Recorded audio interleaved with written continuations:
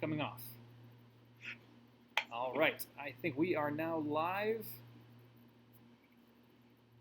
If I can find the Zoom chat again. There we go. That's what we like to see. Do we? I think so.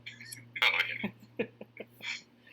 I'm going to make sure that this appears over here the way it's supposed to. Ah, we are. It's working. Fantastic. Hooray. 3 weeks in a row, I've actually got this working. Hi, everybody. Ryan over here at Beer on the Wall, joined, as always, here by Josh. One of these days I'm going to get it. Josh Sisman, employee here at Beer on the Wall. And what is it you do around here, Josh? You sell beer to people, and you do donations, and you plan events. We don't have any events going on right now. That's not legal. Not a lot of events going on, no. If you're still planning for events in the future, we can definitely start the conversation now. But try not to encourage any sort of gathering. And then below me is Matt Priest, our GM over in Arlington Heights, and employee of almost a year here at Beer on the Wall. That's coming up on June. Hey guys. From the movie studio down in his basement. And then our special guest to my diagonal down here is Marty Maloney, the great mayor of Park Ridge. Thank you for having me. Hey, thanks for being here. Who came fresh off of a council meeting. You ran. Did you actually do it from your house, or did you do it from did you have to go to a special office to go do it? Did you have to go No, into a room? I did it right from here. It wasn't a Zoom meeting. It was a go-to meeting, so very similar concept. So I did it. Like I said, I changed my shirt from a shirt and tie to my Beer on the Wall hoodie. Nice. We always appreciate being branded around here. Josh, what kind of branding are you wearing today? No brand today. I got just fired. Plain and simple. Yeah. Josh is fired from the show. Yes. Fired from the show. Matt, you're wearing Firestone Walker. I guess that's acceptable. On Mastodon, all right, we'll give you 51% effort today. That sounds great. They team up with Three Floyds. So and Dark Matter. And Dark Matter. Yeah. Great coffee stops. Is there any breaking news that you can provide from the council meeting, Mr. Mayor? No, it was actually this is the first meeting we've had virtual still in probably about 3 weeks or so. So it was kind of just resetting, and the big thing is we're passing a budget for next year, but that'll be a week away. So really tonight was kind of just going over everybody touching base. It was we heard from the police chief, fire chief, public works about kind of how they're dealing with all this COVID stuff, and generally the city's kind of handling things pretty well. So really, it's good that there's no breaking news because things are going pretty well here. A question for you: when you do your meetings via Zoom or GoToMeeting, I sort of find that at least with these types of tastings and stuff, we've done a few online bottle shares. I feel like the conversation actually flows better. Like people are a little more careful about stepping on each other, and let me make sure that guy finishes before I start. And I don't know if that applies to council meetings as well, but I've been to a bunch of board meetings in my last job where it was getting pretty contentious sometimes, and people talking over one another. And I know Ryan's been to some of our council meetings, so he's seen how we behave. And I would say you're right, because I think people, you pause to wait, to respond till you know the person in front of you, for lack of a better term, is finished speaking. And that doesn't all. Generally, we have a good council. Everybody gets along, and it's kind of pulling in the same direction. But there are times when people are interrupting each other and stuff. So it was a relatively smooth meeting tonight, I would have to say. Yeah, I was nervous about this technology before I started using it, and then instead I found it to be the opposite of what I thought would be true. It's just that it actually works really great for steering conversations and keeping things organized. It's nice. And this is not a plug for Zoom, but Zoom is very smart, and it knows that when someone's talking, it basically almost submutes everybody else. It kind of cuts them off as they transition in, which I had heard of, but I hadn't really tested or learned of until last night. We tried to Zoom chat with my mother-in-law and who was up in Minnesota with my sister-in-law, and we couldn't hear anything they were saying because my son was so loud in the background that the Zoom never let them have the conversation. He was just yapping away in the background, and we never heard anything because he just kept taking all the Zoom audio. That's funny. Now we'll see. Once we're 3 or 4 beers in, we'll see if the technology can continue to keep us organized. Yeah. Conversationally speaking, but yeah, we'll do our best. It's been so far so good. All right, should we start off with the big boy here? Let's do it. I guess they're all 16 ounces except for one. So we'll start with the brewery Rue Keller Helles, which I think is officially at 5.2%, the lowest ABV beer that the brewery does. Hey, this last week was pretty fun for the brewery. I feel like every time I take a day off, I come back to the store, there's something amazing sitting on the shelf, and there was cans from the brewery of white chocolate. And we've had some of their Baker series stuff in, which is really cool, but man, to have something cool like one of their awesome high ABV barrel aged things just sitting on the shelf in a can. Big fan. Yeah, they're mostly known for big imperial stouts. Nothing really below 12. Every once in a while, you'll see something like around 9 or 10 at a very respectable 9 or 10. But yeah, most of their stuff is pretty unapologetically around 12%. Huge barrel aging program. They do a fair amount of sours through their Tarot side brand, really good sours, as well as some IPAs through their IPA brand called Offshoot. But this is definitely one of the lowest ABV beers and probably one of the cleanest beers that I've seen from them as well. It's insanely clean, yeah. But for a Keller and for a Pils, like that's the kind of head you want to see. I've been yammering on here for about 30 seconds, and this head is just still there, sticking around. It's not moving. It's great, Got bubbles coming up from the bottom. Look at that. You can even see those bubbles coming up. Beautiful. It looks like a lava lamp in there. It's a good way to good beer name, actually. Look at the lava lamp in this. Lava lamp is. Just don't make them weird colors. Let's not do that. Oh, you want me to get Fizzle Drizzle out? Fizzle Drizzle or Swanza Lear. Oh, right. Fizzle straight up blue. Yeah. Fizzle, yeah, it has blue.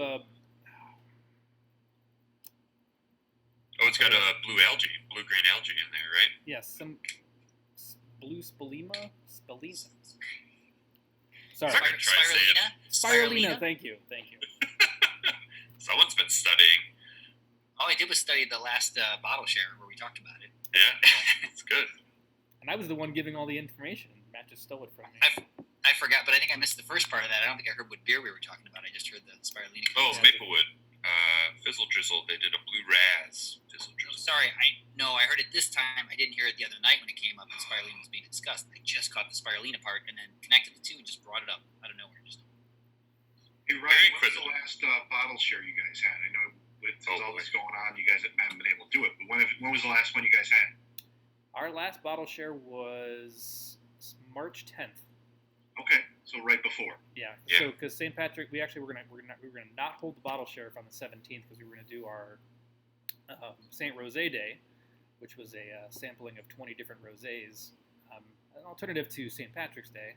But then, of course, on the 16th was when the day that the shelter in place began. So we never got to do that event, and we canceled the bottle share for that Tuesday, and haven't done one since. We've been this has kind of taken over our bottle share. Just people drinking safely from their homes, but it also is a little bit more organized. We don't have as many people talking and chatting as we do, and they have to listen to me the whole time, which they don't have to do with the bottle share. Yeah, the bottle shares have been fun. For those that don't know, it was a monthly experience, and then we changed it to weekly just because it's a little more fun, a little less of a big to-do and like a big showing to just bring something fun, something new, something fresh, something you want to drink out your cellar, and you don't have to save up all month for the big hoopla, and then everyone's taking Uber home. Keep it a little simpler on a weekly basis. So we're looking forward to doing that again, but this is definitely a nice way to do it too. A little more curated, a little less barrel-aged stouts every other round.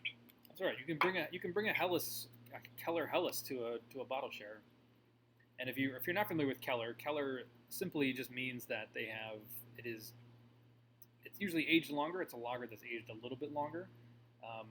It also means that it's usually unfermented. Unfiltered. Unfiltered. Thank you, Josh. All right, you're rehired. Unfiltered, so you tend to have a little bit more of a bready yeast character than you would from normal light lager. Definitely getting that. Yeah, for sure. This kind of just tastes like somebody just baked bread in the house. And yeah, it's pretty malty. It's nice though. And fairly sweet too. It's almost deceptively clear. I mean, like you said, it's so clear, but it's like got some body to it. You could definitely fool a macro drinker with something like this. I mean, we had High Life on draft in March because we were doing some fundraising after the shooting event up there in Milwaukee, and man, it was just amazing to pour that out every time you have a crystal clear. And it's just fun to see a craft version doing the same thing. But the flavor profile is big. It's not drinking water.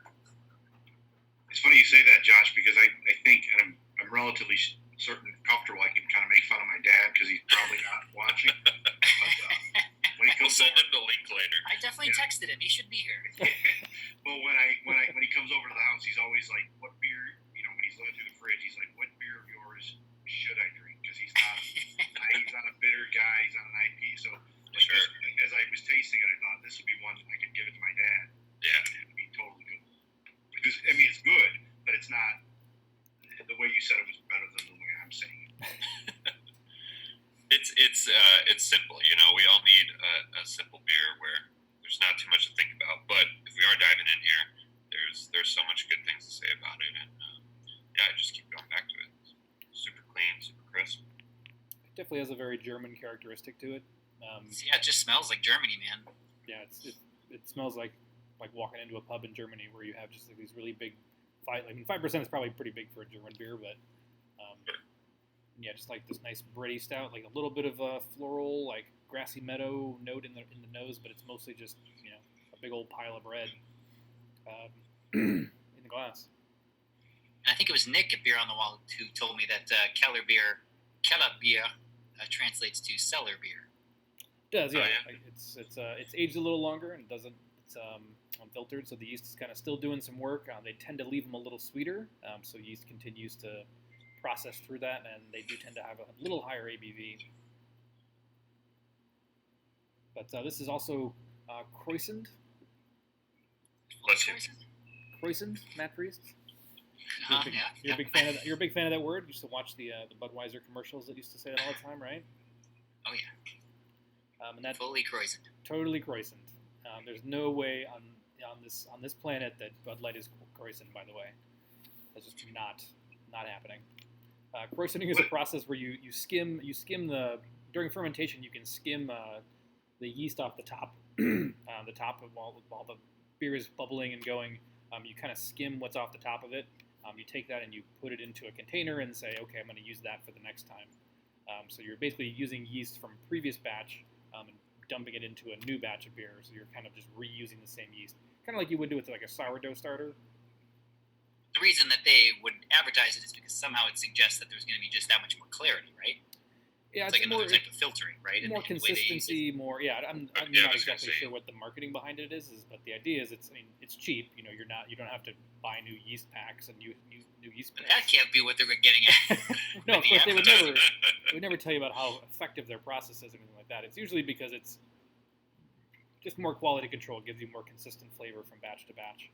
You do have to keep an eye on things because eventually your yeast is going to drift and start showing some off flavors. So once that's time, then it's time to stop croissanting that yeast and just let nature take its course.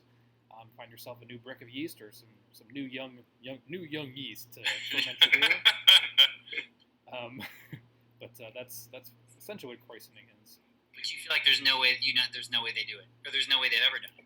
I don't think so. I mean, when you're building on that kind of scale, maybe when in the 50s or 60s when they were a little smaller, they might have, or there might have been some special batches. But I mean, when you're brewing as much volume as they are, I guess you can take a teaspoon and just a little bit, or take something off the thing and just dump it into the next batch and be like, croissant.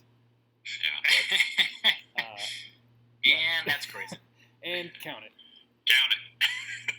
See, and I'm learning stuff now. I'm just taking notes here because I always thought Kreuzen was what I was going to be at the end of this. Well, so I was just going to say, I just looked this up here. Urban Dictionary, Mayor's got it right. I've never heard this before. Fully Kreuzen means you're basically just, you're tanked. It officially refers to old style? Okay, old style once refers to itself as fully Kreuzened. And now that term is, okay, it was old style, not Bud It's a Light. synonym for drunk. Love it. That's really funny.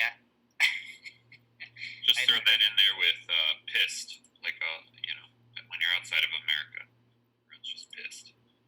Not angry, just real drunk.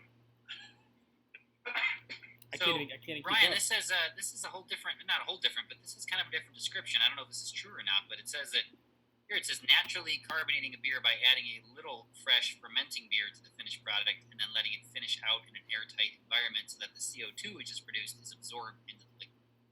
Yeah, it's a secondary fermentation. It's essentially leaving the yeast behind so you can let it do its secondary fermentation, like you would for a Keller beer. Yeah. Mm-hmm. Ryan, when you say it's aged a little longer, I just say it a lot nicer. When you say it's aged a little longer, I wanted to joke about, is it 6 months or 9 months or whatever? But is that like a couple more hours or is it like another day? It's a condition for the same amount of time usually for fermentation, but when it's packaged, as Matt's saying, they typically will leave it in the can or the bottle or its final vessel, like a keg, for a little bit longer to let the yeast kind of do some secondary fermentation inside. Okay. And then they'll ship it off. Almost kind of like you do that mostly with like spontaneous and wild ales, Sours, yeah. where you're letting some Style secondary. is not Kreuzen any longer. The Keller beer, Yeah, old style. old style, yeah. Old style. However, Anchor Steam is. Fun fact. That is a fun fact. And I've been to Anchor Steam, and it's surprisingly small for what kind of volume you think would come out of there. No kidding. Really? Anchor Steam a fun one. We should talk about that. It's one of those not any style kind of makes its own style. Yeah, it is. It's California Common. California Common. We could do a show on California Common, Kolsch, Cream Ale, and Blonde Ale, and nobody would know the We should difference. do that. That's a good Once the summer show ratings right there. plummet and once the show get taken off. Right. We will go from exactly 25 viewers down to 3 viewers. Right, If 3 mostly viewers just that are all now, My Cicerones. phone word. Let's do it now while people are, captive in their own homes. Yeah, we Stay got to as write chomping at When the they bit. have a choice to Travis. watch. Right. Just cannot wait to hear more about them cream ales. It'll be right after the non-alcoholic show. Oh yeah, that'll be a good one. I think we'll need one of those after all this ends. Just Like a so everyone can be non-alcoholic like, show? yeah, I need to work out, take a break. Well, Josh knows as well as I do. Like we have been churning out like an obscene amount of non-alcoholic beer. Yeah, it's great, and it all tastes good. Well-being is a phenomenal brewery, and we got stocked up, and I'm glad we did because they make great stuff, and it's How does it taste? I'm sorry, Josh. it tastes great.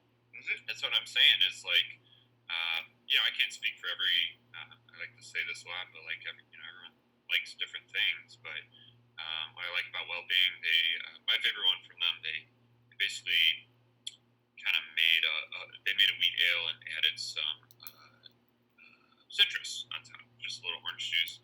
And it does. I mean, this flavor profile is very similar to like a blue with an orange, which people absolutely love. And we are talking about non-alcoholic, and flavor is almost always the defining factor there. But they also make an amber and a coffee cream ale, and then they do just make like a unflavored golden wheat. It's got electrolytes. It's like the Gatorade of beer. Right. Yeah, the one I was talking about, the orange. It's like, I mean, obviously, it's an easy market to gear towards athletes that are trying to enjoy themselves and not destroy their routine. But yeah, they literally were like, no, it's the Gatorade of non-alcoholic beer. It's kind of right there, and it tastes great. So yeah. Yeah, we have a Hey, lot of. Ryan, Yeah. Can I ask at the risk of getting booted off the show, although I'm in one of the grids, so maybe you won't do it right now, but I might be bringing that back. Can I ask a non-beer question to the three of you guys? Absolutely. I'm curious how you guys are doing during all this. I know meetings and whatever. But just how are the stores how are you guys holding up? I mean, I think for us, it's a question of like, we're real busy. I mean, we're real busy. We're getting orders in. We're filling orders. We're getting them out the door. I think it's just a very different kind of busy. You know, we're used to trying to get all this product in, and our focus the last month has been very different than what it is previous to that. You know, it was just trying to find the hottest beers and like, you know, how can we leverage this to get that, and like what's coming down the line, and like, you know, let's try this before they bring it in, and can we sell 5 cases of that? Like, you know, a lot of decisions that are being made about just general operations. And then the last month or so, it's how are we going to sell beer if we can't be open? So, you know, taking a couple days and, you know, moving the store to an entire e-commerce website, and you know, converting our bar into basically now is just kind of a glorified call center where we have like one person on phones, one person on orders, 2 people picking orders. It's been fun for me as a former like physicist and industrial engineer to kind of like see the process and like come up with a new process and be like, here's the workflow of this. But at the same time too, like we have revenues coming in, and you know, we're covering our bills and that kind of stuff. So we're very lucky in that regard. We're very thankful to all of Park Ridge for keeping us in business. But without the draft lines and without a lot of the, you know, kind of velocity that we usually do, like we're not making any money. You know, we're kind of just treading water, which is fine. We can tread water for a little while, but we do want to see things eventually kind of get lifted, but we also want people to be safe. So, like I said, we're fine treading water for now, and as long as it means that later on in a couple months that we're going to be back full time and everyone's going to be safe and healthy, then, you know, we want you to drink later rather than drink now and get sick, and then we don't have anybody for you to come back to. It's kind of our thought process. But so yeah, long story short, it's been a very different sort of busy. It's just been a lot of creation, imagination, and pivoting, and you know, not the usual sort of intellectual challenge and like trying to just negotiate relationships kind of thing. Yeah, it's how about you, Mayor? How about you? How have you, like, to what degree do you feel like you're responsible for taking care of the people of Park Ridge, and then to what degree do you feel like you can turn it over, say, to the governor, you know, and look to him for, you know, for guidance, or, you know, and how much do you feel like you're on your own? And well, you know, I mean, I think the governor, you know, at the risk of, you know, I think the governor's done a good job. I really think he's given pretty clear direction, and from my perspective, that's something that I can kind of turn to the people of Park Ridge and say, look, this is what we're going to, you know, this is, you know, for the city of Park Ridge, we don't have a public health department, like you know, we have like health inspectors that come out and inspect restaurants and you know, that type of thing. We don't have a public health department, so we rely on Cook County, we rely on the state of Illinois, and they've been very good. I've been on more conference calls in terms of getting information from the state, from the county, from the city. You know, even, you know, again, everybody rolls their eyes at the city of Chicago, but being close to them, they've been able to provide us information and some kind of clear direction about what we should be doing, shouldn't be doing. I think the people of Park Ridge have been fantastic, just in terms of how they've rallied. You know, I've heard anecdotally, that's why I asked you guys the question, how people have come out to support our local businesses as best they can. So that's encouraging. And I just am trying to stay, you know, kind of be the conduit from our city staff to the people out in the community to provide information. I think our staff's done a really good job of trying to continue operations. You know, one example is like property transfers. You know, when somebody sells their home and you know, there's a transfer stamp that's required from the city. And I know early on there was some concern about, are we going to provide those? Some communities weren't, but we made the decision that we'd continue to provide them. Take a little bit longer, a few days, maybe a week longer than it normally did, but we're still doing that kind of stuff. So it's been important for our staff to try and provide those services. So it's been great. You know, again, I mean, this is a terrible situation, and none of us here, none of us anywhere have signed up for any of this stuff, right? But I think I'm really proud to have the staff to be able to take credit for the hard work that staff is doing. I mean, you know, and I think the city's responded. And you know, again, I know we've we've had our ups and downs with people who haven't stayed at home, and we get reports of when the weather gets nice, kids congregate in parks and all that stuff. But I think generally speaking, everybody's doing everybody's following social distancing, staying at home for the most part. I think we're all doing a good job. We have to stay at it, and hopefully we'll be out of this sooner rather than later. But I think things are good. But again, I share your concern. I'm with you, Ryan. I look forward to a day when we're all sitting enjoying a beer, drinking glasses. Correct. Yeah.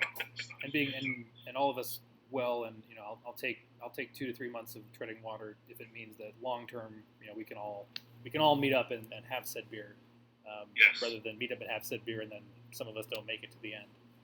Right. Well, I agree. That's the reality.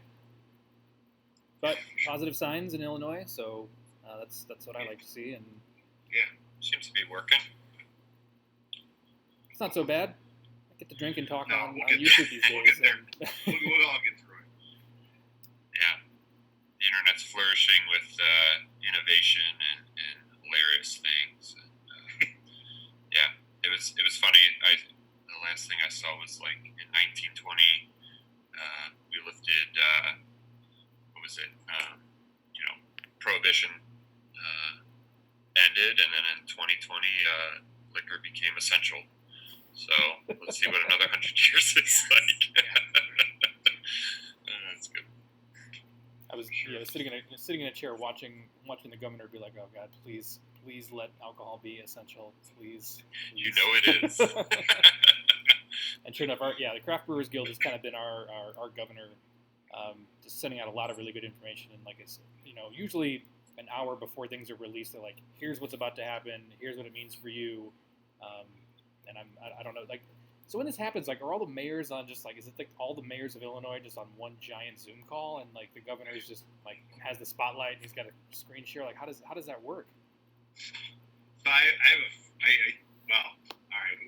it's just the four of us, right? We're and there's like 2,000 people watching on Facebook. Slight exaggeration. So early on in this process, I was on a conference call. So the city of Park Ridge is a part of, there's like different groups. There's like the Illinois Municipal League, which is a group of all the cities in the state. We're part of Northwest Municipal Conference, different associations and groups and lobbying organizations that we're a part of. I think it was Illinois, the IML was hosting a conference call it was the Metropolitan Mayors Caucus. So it was like mayors from all over the state, and it was very early on. There were probably 500 mayors on this call, and mayors and city managers and then that kind of stuff. So it wasn't all mayors. But an audio call? What's that? Audio call or a video call? Yes. Yeah, it was an audio call. Oh, thank God it wasn't a Zoom call. That would have been quite a grid. Oh, man. Well, the point of the story, so, and the people running the call, they were doing their level best to make it work, and they're just trying to push as much information out. It was a Sunday night, but it was as if half the people on the call had never been on a conference call before.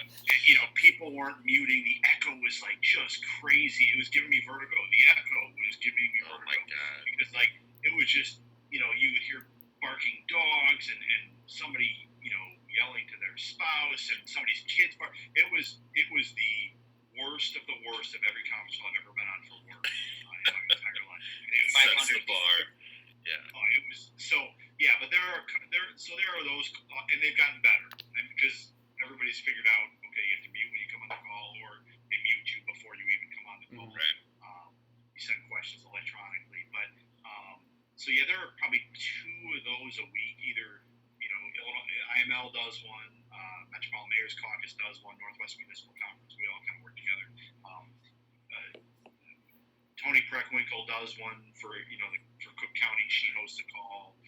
There's that's and Ryan, you said it. Usually when something major is about to happen, we have a little bit of a heads up about it. Know what's coming. So, but it's good. And my attitude is I'd rather have more access to information than less. So I'm trying to attend everyone I can because I want to turn that around and share that with town, right? So I can share it with people. Again, I'll tell you, everything I know, I'll let you know. So the challenges that I've found is how to get in touch with people who aren't on social media, right? So Sure, totally. I can push stuff out on Facebook, I can push it out on Instagram for myself. City does the same thing.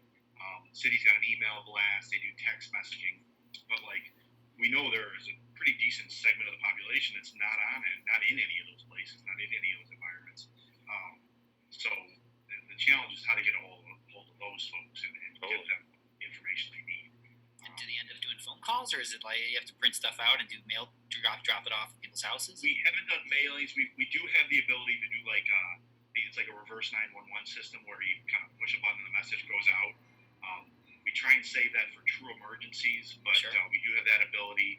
We're trying to update the website as much as we can because even for, there's a lot of people. I won't say everybody, but more people have access to the internet than are on Facebook, right? So even if somebody's not getting social media, they can still access the city's website. And we're trying to Get an email or something. Yeah. An email as well, right? Email and text. So it's not perfect, and there's probably a lot we can do going forward in terms of how we kind of reach that segment of the population that we're not reaching. And a lot of it is even via social media, asking people to, if Talk you to think people. your neighbor might not be on Facebook Sure. or Instagram, to go talk to them and tell them what's going on, or at least not even talk to them because now we can't even do that, right? You Yeah. can't, but at least just check on them, phone call, drop a note in their mailbox, that kind of thing. And again, like this town is awesome. I'm always humbled by the way this town responds to different things, and it's happening again. It's happening all over. People are That's a good reminder though, because a lot of us, especially people in this group who are always on social media and stuff, it's like I feel like I'm over-informed in a lot of cases, but you forget that there's a whole bunch of people who just aren't doing that stuff. You know what I mean? So that's a good reminder. Yeah, I'm getting. All right, Ryan, we should do the next beer. Sorry. We should move on to the next beer, but Sorry.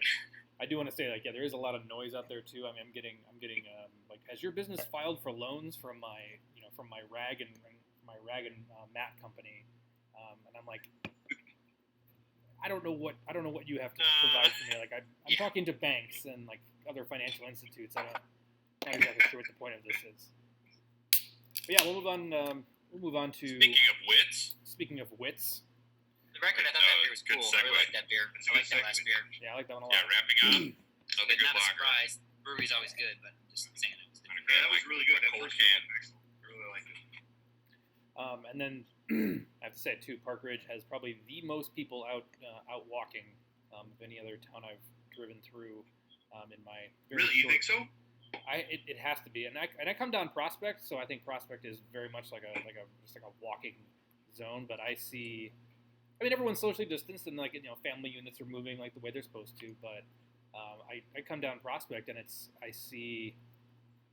can't imagine. I have no idea what number it would be, but I see almost every block there's like 4 or 5 people or family units like out for walks, walking a dog, walking a kid with a stroller, on rollerblades, on bikes, like people in the bike lanes and people on the sidewalks, like all converging and moving around. It would be pretty awesome if something to come out of this was the amount of people that are out walking and riding their bikes. And I know we're all keeping our social distance now, but it'd be great after this if that all continues, right? I know we'll go back to our lives, but it'd be nice if that continued. I think it will. I mean, I think people are, there's a lot of jokes about the weather. Obviously it's a little cold right now, but we've got some great spurts of awesome weather and a lot of jokes about how, now that we're locked in, of course it's not snowing in April like it was last year or the year before, whenever that was, stuff like that. But I think the appreciation for the outdoors and the family time and all that is a big plus out of all this. And, I'd be surprised if people weren't engaging in that after all this. It's gonna feel good, especially when the summer hits and things start opening back up. And I was just thinking about like outdoor patios and stuff. Like it's gonna be a good time. You can't say that this whole event hasn't, if nothing else, refocused us on what's important. That's great. We certainly need that every once in a while. I'm not saying it's a trade-off, but No, hopefully that's a nice byproduct of all this, and along with people maybe Washing their hands more keeping often? their hands Yes. clean. Wash That'd be good. fucking hands. Another good habit. Yeah, keeping that one, and just in general, taking sickness a little more seriously. People, I know a lot of people can't afford to skip work when they're sick, but you know what I mean. It's just like when I was younger, I didn't care about it, and I was one of those. I was that type of person who just went wherever when I was sick. But as I get older, it's like, and I have a family, I'm like, oh, please, if you're sick, please, just like stay home, and Totally. I don't know. That'd be better if we got better about that as a people. Sure. But we'll see. It's a bigger picture than just you. If you're out, everything you touch and interact with can chain off to other people that it will affect. Especially at beer festivals where we're sharing upwards of 40 sips of beer with groups of 10. Oh yeah, just sharing. Oh, here, try this, try that. It's like sharing beers with 6 other people. Yeah. Now, but It's a Marty, nightmare. as a person who has a city that has things that are done like by paper and also done by electronically, like are there a lot of things that you're doing now that you're adapting for electronically, like working from home or anything like that you think, well, it's like, hey, this actually worked really great when we were doing it electronically. Let's keep this process in place. I'm sorry. Say that one more time. I'm just saying, like I'm finding a lot more now where a lot of companies and a lot of like places like us where we kind of just thrive on people walking in the door and saying hi and like interaction and doing things face to face with things. Do you think your office, now that you're having to do more virtual things, where you're doing more like submitting things virtually or submitting things electronically, that you'll do more electronic processing, or those things will kind of go by the wayside? We were trying to move to that. Honestly, we were trying to move to that even before all this happened. The city's been. I would never say we were on the bleeding edge of technology. We were always probably a little bit behind that. So we were kind of recently moving in that direction where people can do more online than they have been able to. Pay water bills, check on permit status, things like that. Now you can do that. Even before all this, we were headed that way. But certainly there's been a push towards that. I'd be shocked if that didn't continue beyond this. I know we've had staff kind of working staggered shifts, almost with the exception of public safety, almost in every department, right? Like where half the department will be home and then they'll come back and that in order to try and keep everybody healthy. So it'll be, once we're all said and done, we're through this, we'll get to fully staffed buildings and facilities and that kind of stuff. But I do think there'll be lasting impacts from all of this, for sure. And that was, have you guys seen beer festivals? I would imagine like stuff like Dark Lord Day has been pushed or canceled outright, or things like. I know that's a spring festival. Are you seeing that stretch into the summer as well? We haven't really heard too much about specific festivals, right? Not yet. I mean, Great Taste of the Midwest. Great Taste of the Midwest is a huge one. That's in August. That's still up and running right now. They put tickets on sale recently, I think. But that's not till August. I don't know about the local ones. Didn't Dark Lord Day? What did they say about Dark Lord Day? They pushed it back. They canceled it. They don't have a reschedule. They canceled it altogether. Yep. Oh, I thought it got postponed, but like date TBD or something. I didn't hear it got canceled. I'm sure they might do. I mean, they have a batch of Dark Lord in a bottle, so they're either going to have to sell it, like find some way of selling it, or they're going to have to like push the festival to December or something like that. But that's a disgusting festival to begin with. I don't even know if even if that wasn't December, I don't know if I'm ready to go. They're just looking for the worst weather. They don't even found it this time. Right? Yeah. December 19th. Yeah, right, for sure. I know I've been out there in the pouring rain. They'll sell out. Oh, every year, it's 7 times out of 10. It's just the worst weather ever for a beer festival. Yeah. Oh man. But yeah, I'm just going back to to Matt's point. He was saying, are people going to take more sick time? Are people going to stay out of the office more? And I think I would love to see one more thing that comes out of this is just, for my wife and all my friends who are working in a corporate job, where it's to say like, hey, listen. People's of these offices, like you can do a lot of this stuff from home, and if you're sick, please just stay home and don't get everybody else sick. We've moved a lot of processes to being online, and you can take 2 days at home and work from home and be productive. We learned that during this outbreak. So and a lot of people feel that way. Like I think a lot of people feel like their coworkers feel that way, but a lot of times I think they feel like their bosses don't. Like the bosses feel like, no, I need you there. You know what I mean? But it's like if you were to ask everybody else who works there apart from the boss, they'd say, please stay home when you're sick. Exactly, yeah. Yeah. So, very true. Yeah. All right, how about this beer? Well, we went from Germany to Belgium. Only a week ago I took a walk through the Bubblegum Gardens. Ooh. But I already forgot what beer that was, but I feel like I'm doing it again. Yeah, you're right. This is right big back to Big League Chew land. Mm-hmm. Yeah, that's a pretty cool beer. So this is Urban Renewal. They're in Chicago, Ravenswood area. Not too far from me, maybe a little bit that way. From what I've heard, sweet tap room. Been meaning to go there, but they've been cooking out some good stuff. I think we sold straight out of was it Hazy River? Yep. Yeah, right. Hazy River. Hazy River, little play on Lazy River. They've been making some really nice Belgian style, some good saisons. I just got that pun right now. Oh, welcome, Dad. Wait, but Lazy River is also one of their beers. Lazy River. Yeah, is Lazy their River's Hoppy like a. Blonde. Oh, is it? Yeah, Oh, I didn't even know They're that was hoppy- one of their beers. Hoppy Blonde Ale. I think. yeah, that's like the quintessential summer beer. That beer's awesome. We asked him. We said, "Oh, is the Hazy River just sort of the hazy version?" That's like, "No, it's a whole different recipe, and that's confusing, and we're probably going to stop making Lazy River." Even though Lazy River is real good. Lazy River's real good. They should just rename it. This beer is none of the ingredients, the grapefruit or the peppercorn, like it's not subtle. There's like a fair amount of those things in here. You get all those flavors. It's pretty in your face. And this is one where this is a For a wheat beer. collaboration with the Pink Boot Society, and the Pink Boot Society is it's an organization that tries to empower women to assist, inspire, and encourage women beer professionals through education. So I think this is probably brewed for International Women's Day. Nice. Sort of like Drippin' So Much Sauce for Microphone and a lot of the other ones that just came out recently. So this is an all-lady brew as well. It's delicious. Yeah, it's good. It's just got big, bold flavors for a wheat beer. I mean, I'm definitely getting peppercorns. I'm definitely getting grapefruit. I'm probably getting coriander, but I don't know if I know what coriander tastes like. I think if you asked me what coriander tastes like, I'd say it tastes like a wheat beer. So that doesn't really tell you anything. I mean, what is That's pretty coriander? What do we put coriander in? So, coriander is synonymous with cilantro, I believe. It's a seed of cilantro. Seed, right? Is the seed of cilantro? Yep. Right. I just had a big bit of coriander for lunch. There you go. Just that? Yeah, for sure. And then are some people You sort can of go like to grocery stores. Just be careful.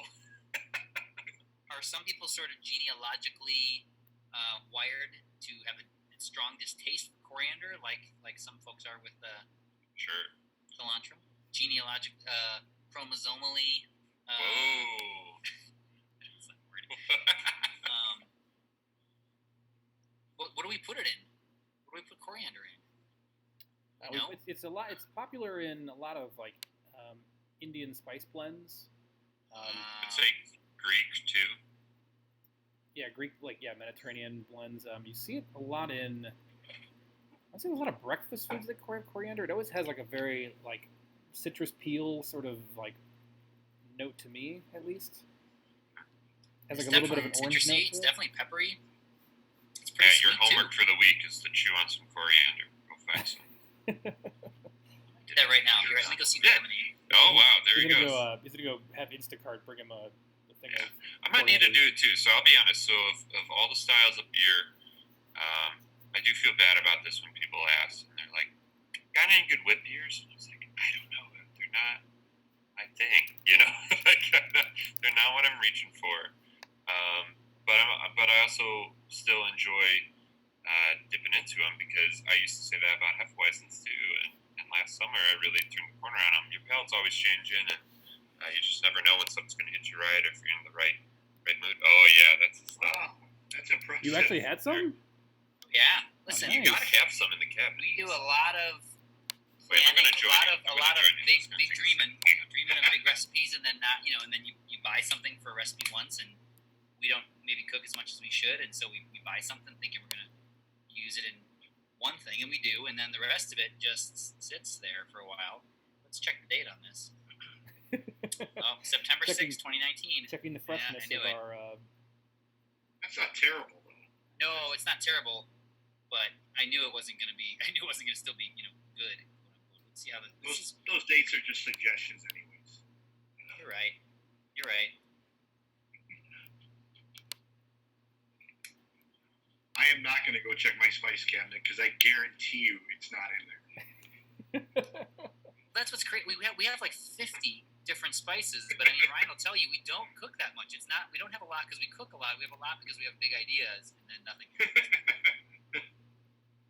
At one time of year, you need it for like a chili that you're making. And also, I'm so sorry. Exactly.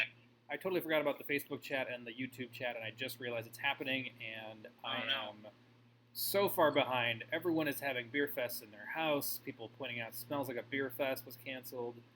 We did change beers. I did not change the thing. I'm sorry, Jim.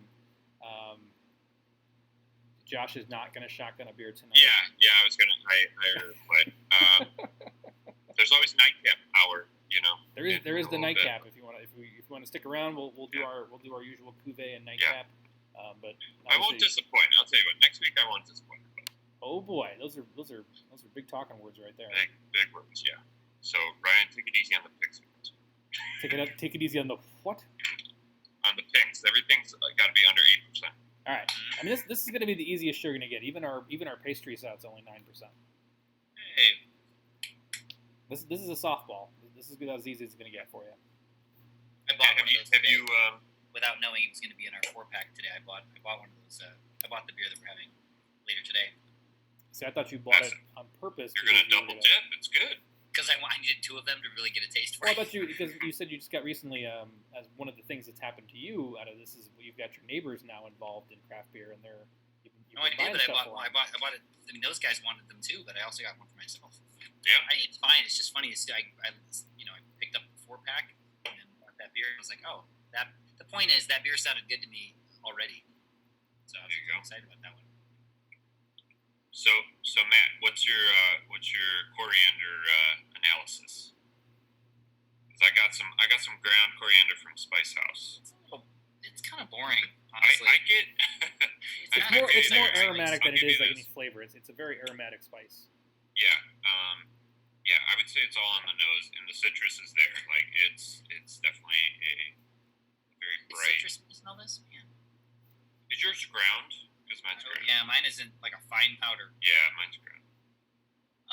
It definitely smells more than it tastes. It's definitely going to be more Indian cuisines like curry and stuff like that. But it pairs well with the flavor profile for a wit. Ryan, aren't wits the ones the style of beer? There's a good discussion about putting fruit in beer. What's the ones where you can throw a lemon in there? Usually you put a lemon. You usually put a lemon in a. You can put it in a Weiss beer, or you probably put it in a wit. I mean, Hoegaarden is kind of the quintessential. You got a Franziskaner glass there, nice. I should have done that. Like Hoegaarden would be like your traditional most popular wit beer. I can go grab one just so people can see it. Some people are mentioning Coronado's Orange Avenue Wit. That's like I said, I think that's playing off of orange character from the coriander, as well as orange peel is a very popular thing as well. I was gonna say orange peel is in a lot of wits. It's not just suggested, like it's often in there. Right. In this case, they actually put grapefruit in there. It doesn't say grapefruit zest or grapefruit rind. It says straight up grapefruit. People are also suggesting that Matt and Josh do a coriander challenge or light it on fire, either one. So. You gotta get a spoon, Matt. A full tablespoon and see if you can swallow it. Listen, I've done the cinnamon challenge. And have you? Yeah, and why are you doing the cinnamon challenge? Are you eating Tide Pods too? What are you, 22? No. They're colorful, but they're not that tasty. But this is Hoegaarden. This is your most famous wit beer. This is heck yeah. Pierre Celis, I think, is credited as kind of resurrecting the wit beer. Was pretty much dead. It was like it wasn't really being produced anymore. It kind of just died out after World War II.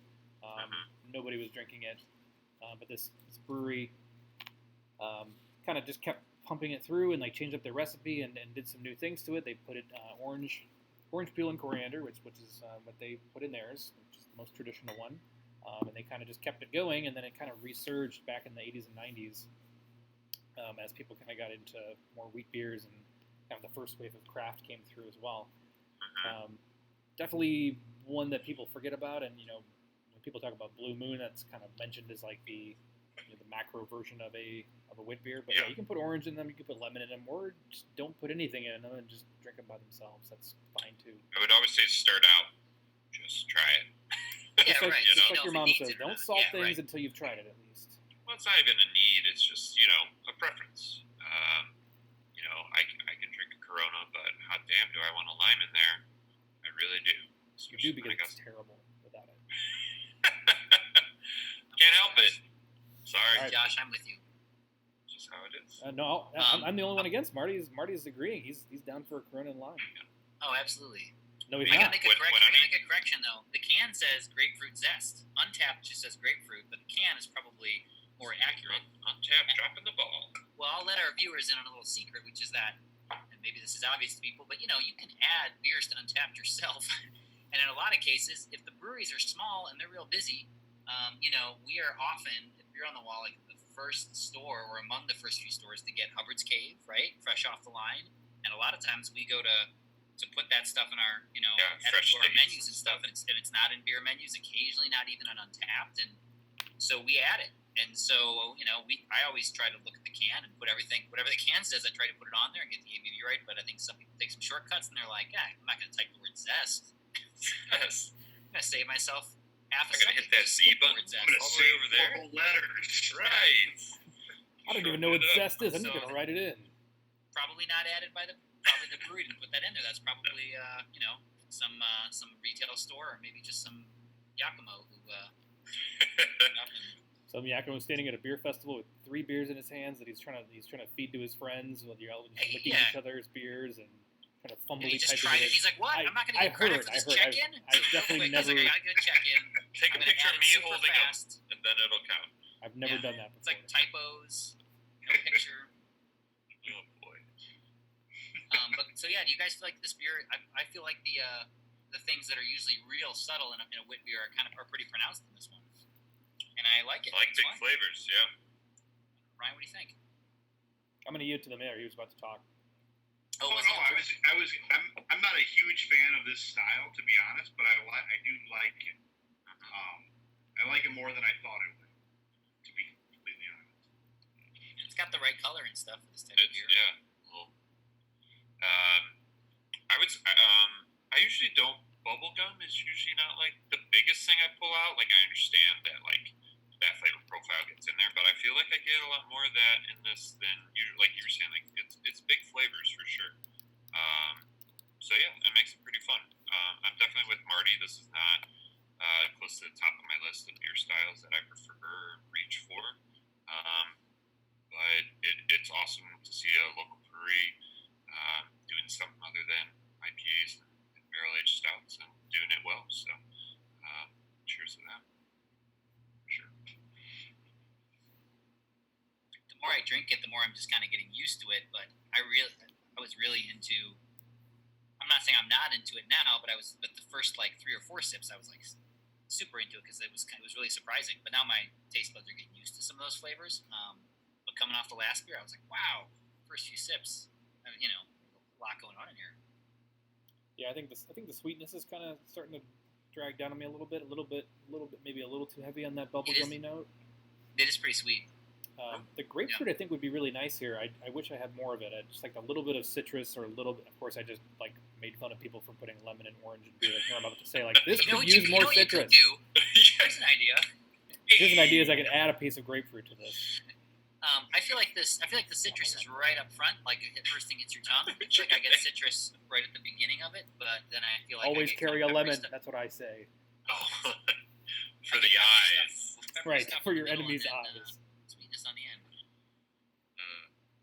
Is that your social distancing lemon where you can squeeze it?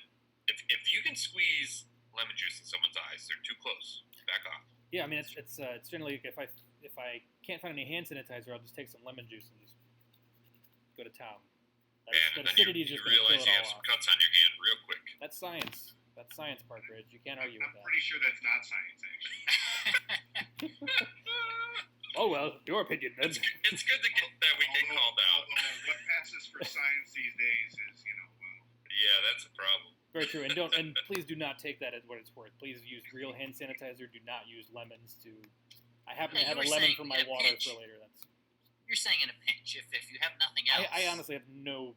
I mean, the acidity was probably better than a stick in the eye as far as like sanitation goes, but I would not recommend that. Do not listen to me. Better off with a base of some kind. Well, that's what's interesting. Like this far in, I mean, it was good. That's a big thing when this virus first started going around. It's like, how can we kill it? Like, what does kill it? What is enough? How long do you have to wash your hands?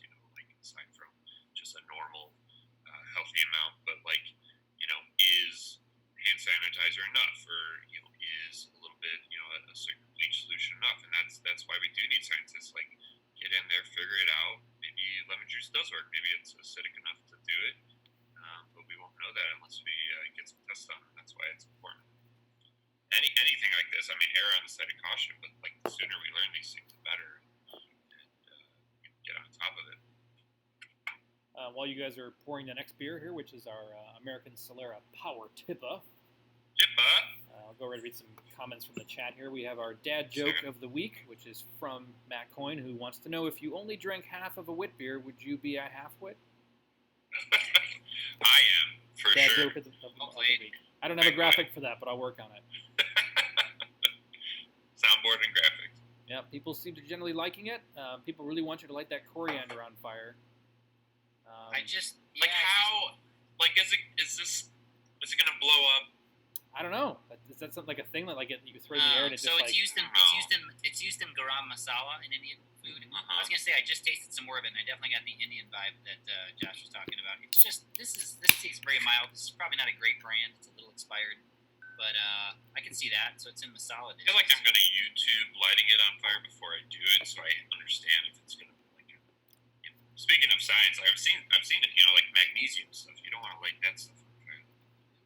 Mess your face up. Yeah, it gets It's all purple. All right, be right back. Yeah, I gotta get the next one too.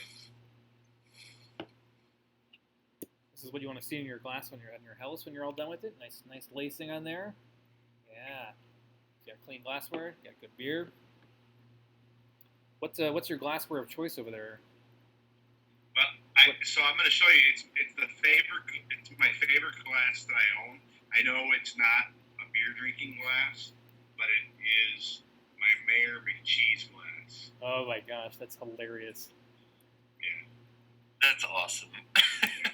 So I know it's not official beer drinking. No, I think that's any completely clean perfect. glass, really. I want to know, do you have like a lot of like mayor paraphernalia? Do you have like Mayor Adam West like posters like signed by Adam West like in your house anywhere? Do you have like famous mayors throughout history just all over your house? No, I honestly have two. I have a Mayor McCheese. It's really Mayor McCheese specific. I have a T-shirt and I have my glass, and that's it. That's a combo man, right that's there. a great glass. Is that an old? I just saw. Is that an old school glass from like 30 years ago? My son found it in like a resale shop down in Indiana. Yeah, I remember those glasses. Those are awesome. It was a Father's Day gift. I was. So here's a good story where my humor just wasn't appreciated. I was like when I first got maybe it's like a year after I was elected, and I had a conversation with a reporter, and they said, well, do you work with other mayors? Do you talk with other mayors? Do you have any other mayors who are, who you hold in high regard? And I went on like a 2-minute not rant, but 2-minute sort of speech about how Mayor McCheese is my idol, how, he manages all, think about the geography that Mayor McCheese lords over, and I finished my sentence, my speech, and there was like dead silence on the phone, and I was just riffing and kind of making jokes, and I thought I was being funny, and the person I was speaking to did not think I was being funny at all, and didn't get the joke, and I had to backtrack and make sure that they actually didn't print the whole Mayor McCheese speech. So, but anyways, I'm a big fan of Mayor McCheese, and that's the only mayor paraphernalia I have here in the house. For now. I definitely remember that glass, man. I mean, there were a bunch of them. They had a glass for the Fry Guys. They had a glass for the Hamburglar. For Eat Early Bird. He was with me. Early Bird. Early Bird? Early Bird, yeah. I don't know if I know that. Well, yeah. I mean, it's an older person. It's an older person's thing. Yeah, Early Bird was another character, a contemporary of Mayor McCheese and Hamburglar and Grimace and all those guys. Early Bird flew a plane. Oh, right. Yeah. Lady. I did not. She had like goggles and stuff. Yeah. Oh, I did not know that was the name. I think she celebrated. I don't know, McMuffins. I guess I don't know. What was she sort of the patron saint of? I mean, did they just start introducing breakfast at that time? And she was. Wait. I'm looking this up. I'm gonna try to put We'll up stick an with image. McNuggets. Oh, that could work. I didn't realize that was her name. Yeah, Well, same. I totally remember. That's kind of my wheelhouse, is remembering names. Wait, Early Bird's got to be breakfast food, right? It's got to be breakfast food, You would Yeah. think, yeah. right? Makes a lot of sense. Well, she's my queen because, man, McGriddle. Woo. Josh, have you ever opened with Tyler before? Have I? Not enough. Let me put it. Not enough. Tyler Not at Grimwall will Tyler hooks you up. surprise whoever else is opening with McMuffins. And I can't. I mean, Tyler's consistent, but Mike And did with a hash good browns. deed on Monday when we were closed. Was that just a week ago? Man, that was a long It was week. 1 week ago. Yeah, we shut down. Yeah, the store we to do- closed to reorganize, be more efficient, and Mike brought in the double fisted McDonald's sacks, and what a hero! Yeah. Good on Mike. Tyler hasn't been around, so someone's got to step up. So, but yeah, we need Tyler back ASAP. All right, Power Tippa. I had this beer last week. I still think it's great. I really like it a lot. I got so excited because this has been in for a little bit, and American Solera is an awesome brewery. Really cool for us to be getting them in. But yeah, it's got my favorite hop combo, Citra Mosaic. So there you go. I mean, how long has American Solera been available to us? Not long, right? 1 month. And Ryan, what's the deal with these guys? So It's a they're side out of project Tulsa, of the guy Oklahoma. It is and also I just put a picture of Early Bird up at the screen underneath Matt, just Oh, nice. for you all to be aware of and know that it's there for you. Yeah, So you know jog what your I'm talking memory. about. Yeah, but American Solera is the kind of the I forget if it's the brewer. I think it was probably more than likely it's the brewer from Prairie Artisan Ales, kind of doing his own thing. Went out into his own offshoot. They do some spontaneous ales there, but I actually don't. I don't know a whole lot of them. I've only tried a lot of what's come to the store here. I am a member of their their ASS membership, which is the American Solera Society. That's what they affectionately call it. So I do get a lot of stouts and barley wines from them, and I get like I said, all these big triple IPAs and stuff. But I know they're mostly known for kind of some wild, spontaneous fermentation ales. But I can't say I've had a whole lot of them. Don't the stouts come in tiny little cute bottles? They do, yeah. Did They we come in have- like 500 ml bottles.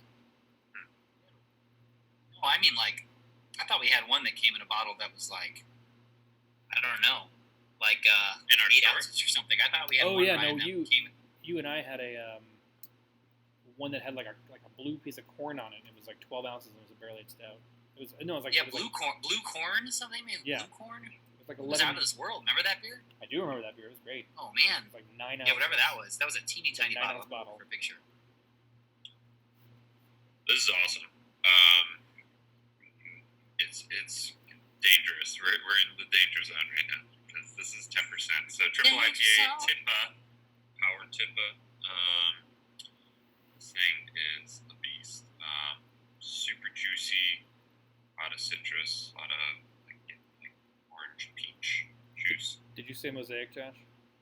Citra Mosaic, yeah, it's the best combo. It's my favorite. Give me something better. I know it's a great combination, Yeah. but as soon as I smell it, I'm just I don't want to ruin it for anybody. no. Everybody else get your aroma conflicts in now because your aroma notes in So because I'm going to ruin it for you. Yeah, it is more fun to guess first, but for me, it's a great combo. It's simple but effective. You know, it is fun to have a beer that's got 6 different hops in there, and it's fun to have the single hop ones. But I think 2 hop combos can be really awesome. You know, it doesn't necessarily mean they're 50-50 in the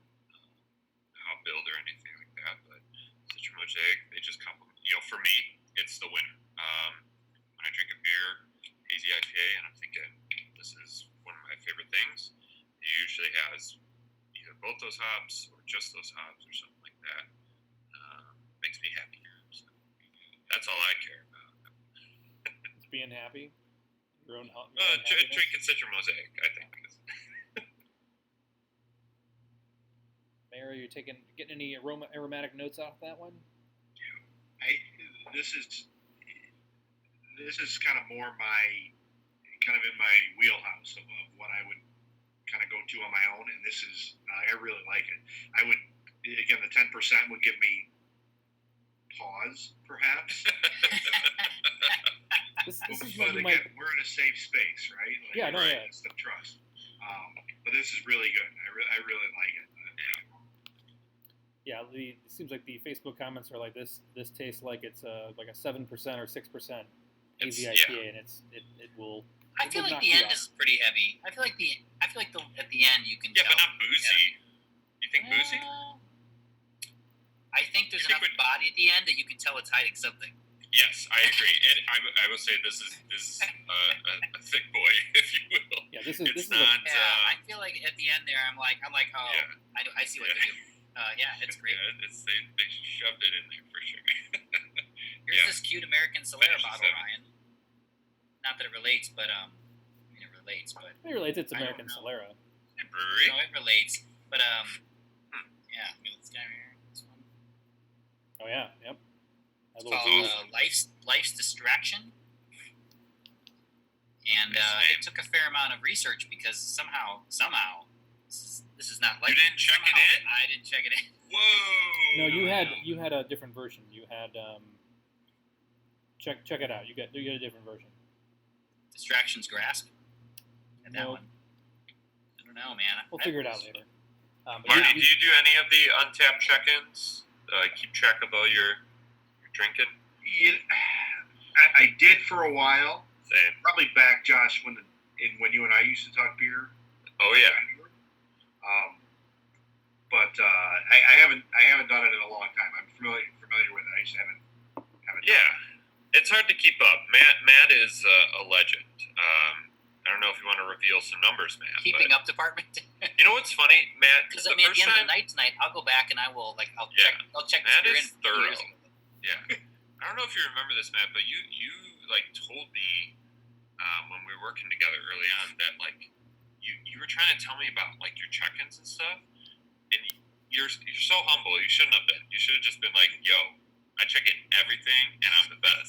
Because the way you put it, I was so confused, and I was like, "It sounds like he was saying like me, like he doesn't really check in a lot." And I ran it past Ryan. Ryan's like, "Oh hell no, he checks in everything." And then we got friended up, and I was like, "Holy cow, he's got like a whole nother digit on me." The best is when people are working with Matt, and like I overhear conversations, and like they're like, "Oh, hey man, like like somebody toasted my check-in," or like, "Oh, look at that guy up on the screen, like that guy, who's that guy?" He's ripping through beers. So they check you out, and they're like, holy, like their minds are blown, like who the f- is that? Like and then I tell them I was like, it's that guy over there. Yeah. Look They're at like, that he has pump. not tried that many beers. I was like, he has tried that many beers. Yeah. That's why I started working with you, Ryan, because you were getting dangerously close to my total check. And I knew that it was. I knew that it was the result of working in a beer store, and I knew there was only one thing to do. That's to work back at a beer store and start catching back up. Listen, winners gotta win. That's just how it goes. That's right. Well, Mayor, if you feel like sharing your Untapped handle, you'll have 50 new Untapped friends by the end of the night. Now I'd be embarrassed. Now I'm very self-conscious to share that because I haven't looked at it in a while. I haven't checked it. I can't remember the last time I checked it. So now You're busted, dude. You're busted. There it is. I don't know if anyone can Beastie see Bear, anything else, 500 but away from 10,000 unique check-ins. Look at that. yeah. Oh my But God, but I'm not that fun to be Untapped friends with because I just check them in, I give them a quick rating, and I move on. Yeah. Ryan will actually write some deep thoughts. I mean, it reads like a haiku. It reads like a Jack Haney's deep thoughts. I mean, there's depth. Ryan will really give his thoughts, and sometimes he'll have to stand over in the corner and work on it while the rest of us move on with the beer festival because he's got to give it his That's true. I'm time usually it at least deserves. 3. But I mean, Ryan's reviews are fun to read. Mine is just like, oh, Priest had tried 1 or 2 ounces of another 12 beers just now. Like some people say that doesn't count. oh, I've heard those people. Yeah. Heard it? See you later. And it's a personal record. It's just for myself. I just would keep a record for myself. Yeah, for me, I mean, I wish I took the time. I just, but when I do, I'm like Ryan. I actually don't even use the 5-star system because that's is it like relative to the styles or relative to every beer I've ever had? It's too ambiguous. So I just try to put in some notes in there that help me out with what I was tasting, what I was enjoying, and I mean, if it's a 5-star beer, it's getting 5 stars. But it is funny how I used to be pretty good about it. Going back, I don't think I've had this. Oh, I have, and I had something Are you to say saying about it too. Are you saying you don't rate stuff? Is that what you're saying? For the most part. Oh, okay. Yeah, for the most part. I don't bother. I'd rather put something descriptive, and I find that helpful. And honestly, if what a lot of people use on tap for is to look a beer up, power tip, but what's that all about? Is it good? You could look at a star rating, but isn't it a little more helpful when you're scrolling through and you see someone put some notes in like, oh, this, it's a maltier IPA, or it's it's super juicy, it's out of this world, or oh, it's 10%, you taste all the alcohol, it's not very balanced. Like, that's what I want to see, not just that, oh, everyone's saying it's 5 stars, then what does that mean? What is it all about? So that's just what and the longer I use Untappd, the more, we talked about this a week or two ago, the longer I use it, the more I find myself rating the beer in regards to what it's going for. You know what I mean? Or rated against the style and what it's aiming to do. Which I agree with that. It makes for a good movie review, or a good record review, where it's like, listen, there's some beers that if you drink them, it's like you're drinking them for a reason. You know what you're getting into. You know what I mean? You're drinking it because it's cheap, or because it's low ABV, or because you wanted a wit beer, or whatever. And so, yeah, I feel like totally agree. Rated against what the creators were aiming for makes more sense than rating it against every beer against Assassin or whatever. You know what I mean? It's like, well, this Corona doesn't taste like Assassin. What's going on here? Oh, 2 stars. 0 stars. I don't like sour beers. Yeah. So, Josh, what's your connection to the mayor? Yeah. Talking about beer. Very funny. I'm trying not to. It's a weird time because our connection is school's out, so for the most part. But I have been doing some tutoring of math and science in Park Ridge, and mostly high school. But I'll tutor anyone that is going to be a good student and needs the help. And got in with. I mean, how was that in like 2013? It was a long time ago. It feels like a long time ago, so I started tutoring your oldest, and you have a wonderful family of 4, and I think I've given them all a little help, and they're all. I think you did actually, yeah. And so my oldest is 20. Just turned 22. She's a senior. She was my first student I served alcohol to, which was a real trip. That's how long I've been doing it. Yeah. That makes me proud. She came in over the winter, and I was like, I know I don't need a check ID, but we're gonna check it because this is fun. That's fun. I heard that story actually. Yeah. Ryan told me that story. It's good. Yeah, and then you I think you've tutored all the kids, Ryan, Connor, Timmy, and Fiona. Yeah. In fact, when I went down between my council meeting and this meeting, or this. No, it's fine. We can call it a meeting. That makes it sound professional. Yeah. I said, oh, I'm going back up for my call with Beer on the Wall, and Connor is downstairs, so he's finishing up his sophomore year at Butler. Butler, right? He's pulling his hair out over a statistics class. He's like, can Josh take a break on the call and help me with ANOVAs? I said, well, I can ask him, but yeah. So you should have given me a warning because I'm not ready. I do a little prep beforehand, but no, listen, you got to have a little power that's physics a so lot. you can but understand yeah, ANOVAs. Josh is as great as he is on beer. He's an excellent tutor as well. He's Thank you. My kids. Yeah. And you had one of my best bonuses, if you will, a little holiday bonus of 3 Floyds back in the day. I believe I got. Speaking, we were talking about Mastodon. I believe there was a Crack the Sky in there, and a 6er of Zombie Dust. And I was like, you could pay me in this every week, that'd be okay. Who knew? Yeah.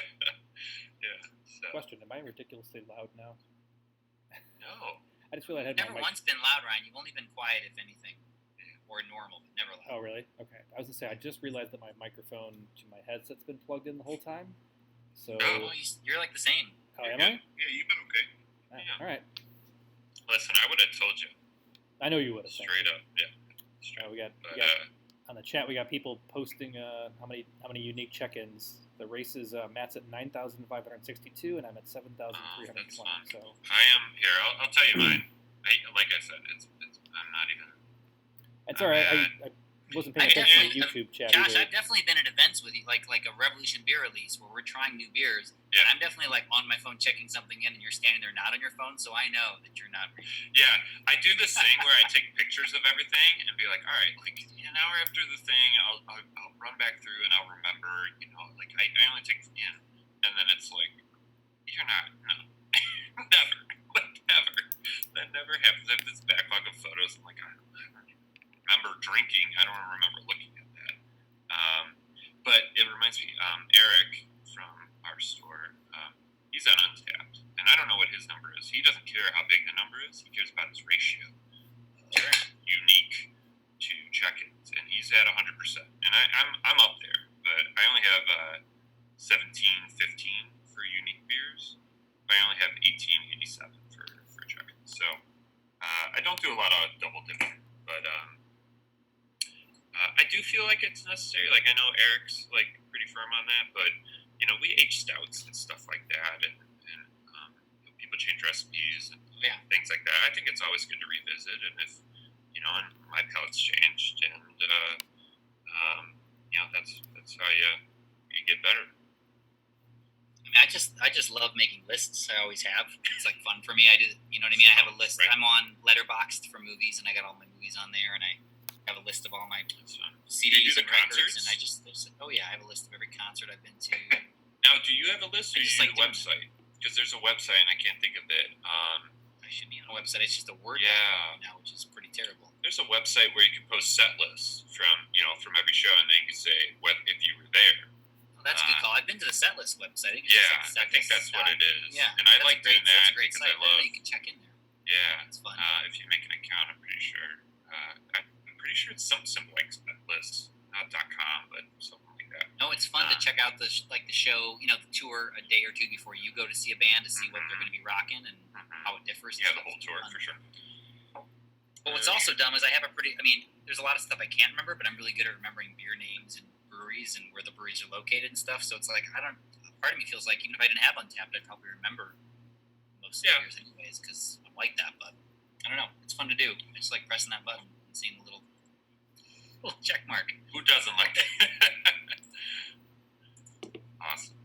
And it's fun to watch and see what your friends are drinking, for sure, and what they thought of it.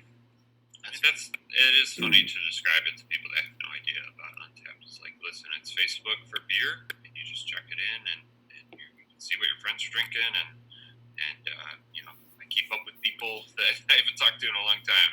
Good, they're still drinking good beer. Like they're doing okay. No one else is getting socks and green onions on this beer. Just me. No, juice bombs. Socks and green onions. Well, I but would say again, this. the end is heavy. I feel like the end is heavy, so it's End like is I heavy. don't know if I wouldn't say full on juice bomb. But I would Me say personally.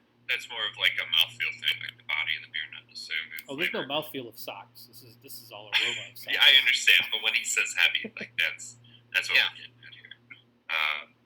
But I will also say, if you do want to check out Ryan's Untapped, a lot of it is his palate's amazing. Like I can't deny that, but I also find myself saying like, that's not what my palate's picking up. Yeah, But you And, keep going back. You keep going back, and you keep reading. You can't stay away. Yeah, it is some of the best reads compelling. you'll get. It's compelling literature. yeah. If it has is. mosaic Like, in it, no way, dude. I'm probably gonna note that it smells like onions, and if it has citron, I'm probably gonna say it smells like Then- socks. Sometimes Ryan will hit on something. I'm like, oh my god, he's right. Like that's what that is. That's what it's all about. Like being able to discern, not just be like, oh, it's juicy. See, That's one cool. of our commenters said garlic chive. Garlic chive, there you go. Garlic chive or Yeah, chive? garlic chives. Like Chives. like cream cheese with garlic and chives. This beer? Really? I don't get that. I do not get it. at all. I'll give him chives. I don't know about garlic, but I'll give him chives. I think the very, very Are you final, really the right? very last, Yeah. last Oh, yeah. part of the sip is kind of bitter. A little bit It's of like pretty green bitter. onion note in there. I've gotten green onion, like especially when hops are like super fresh, or I forget which hop really put it off for me. But I've gotten it before, but it's not screaming on this beer. I feel like there's a lot of other things that jump out first. No, it wasn't like Mirrorball. Mirrorball was a lot of mosaic. Oh, yeah. But I mean, it does sit like, again, the heaviness. I feel like the lasting effect once you're finished with a sip is it kind of sits on the back of your tongue a little bit. Oh yeah. And Syrupy. and when it's back there, that's not really where I taste like an orange. You know what I mean? So it's like back in that spot is where I'm not used to tasting citrusy stuff. So I kind of see what Ryan's saying in that it's a little bitter and a little funky right at the end. I wouldn't go as far as onion, certainly not as far as socks. Are you getting like vegetal though? No, not even that. Just more bitter than Me neither. the rest of the sip would imply. But And I should say, I think those are like very subtle notes. I think the prominent Sure. notes for me are like grapefruit and watermelon. Like those are kind of the big ones that jumping out of the glass at me. the general takeaway from the comments is that people are just like, how is this hiding all of that? 10%. I know it's awesome. Yeah. And also, Yeah, I do. because of the Mayor McCheese glass, people are ready to wipe away any term limits that might exist for the Mayor Parker. That's what's up. People are very, very pleased with Yes. glassware. Maloney 2021, right? Yeah. That's right. We're getting some comments about Untapped beating a Pokemon Go for alcoholics. Hey. It's not I wrong. just deleted that from my phone, actually. Did you? It's not wrong. I played Pokemon Go quite a bit. I grew up with Pokemon. I had a lot of fun with that, but you know what? Now I play Dr. Mario, so there you go. Fun fact. There you go. So it's someone's Oh, you know posting. what level I just hit, too? I just Wait. hit level 420 in April, so there you go. So with Pokemon Go, and I mean, it requires you to get out there in the world and go to places. Not I if mean, you is live in it- the city. I was gonna say, is that I live on a illegal corner, right now? and there's 2 parks and a high school, like all on this corner. And so I sit in from my apartment. I can spin a Pokestop. There's a gym, and if I do even walk a 1 block little square thing, I can hit 8 Pokestops, which are like you spin them and you get like Pokeballs and other things you need. And then the gym is where you can That's where people are looking at the ceiling, right? Or like looking up at their phones to the gyms. I'm sorry, you guys speaking? I'm not really understanding you. You guys Yeah. speaking Barely. Only barely. or- yeah. What language are you speaking? Yes, we're speaking Nintendo. The better question is, good Mayor Maloney, old do you fun. know that there are 3 Pokemon stops directly outside of City Hall in the park? Well, the mayor should know That's about Hodges that for Park, sure. right? Yeah, yeah. Yeah, Hodges You'll Park learn has something new 3 every day. Pokestops. You could. Yeah, there's this new wave of games. I believe they call them, ironically, we've been using virtual a lot, but they call them like virtual reality games. And Yeah, I what think it is they take like a Google map and they overlay. There's a Harry Potter one, there's a Pokemon one. I'm sure there's a couple others I'm forgetting. And you just walk around and Pokemon pop up, and it's like you're playing Pokemon, like you're in the world. You hold your phone up and you can see the real world. Yeah, Phones if you looking do- on top of it are creatures and stuff. Yeah, Yeah, I'm being a little sarcastic. I know my kids do it. I was Okay, gonna okay. say they familiar, yeah. but I'm pretty sure you won't see me at the Pokemon gym. You won't see me in any gym, as a matter of fact. Not these days. We don't have a choice. It's a great ad for a big bulky beer on the wall sweatshirt, though. It's very comfortable, Matt. There you go. And you're missing the still best waiting for part. the right size. You have to show them the bottle opener that's contained within. Well, I've detached the bottle opener, but I do have, and I got to be careful here now. I do have the pouch where the bottle. Oh yeah, the Right. koozie Oh yeah. pouch. Yeah. I got to be careful. Custom Right koozie there. pouch. Yeah. Your koozie goes right into the thing. Like a kangaroo. When you detach the bottle opener, though, like in a pinch, like you needed one real bad, and your neighbor had to borrow it, or what? Yeah, I can't remember what the motivation was for it was very functional. Because it's But I mostly think it useful was- right there.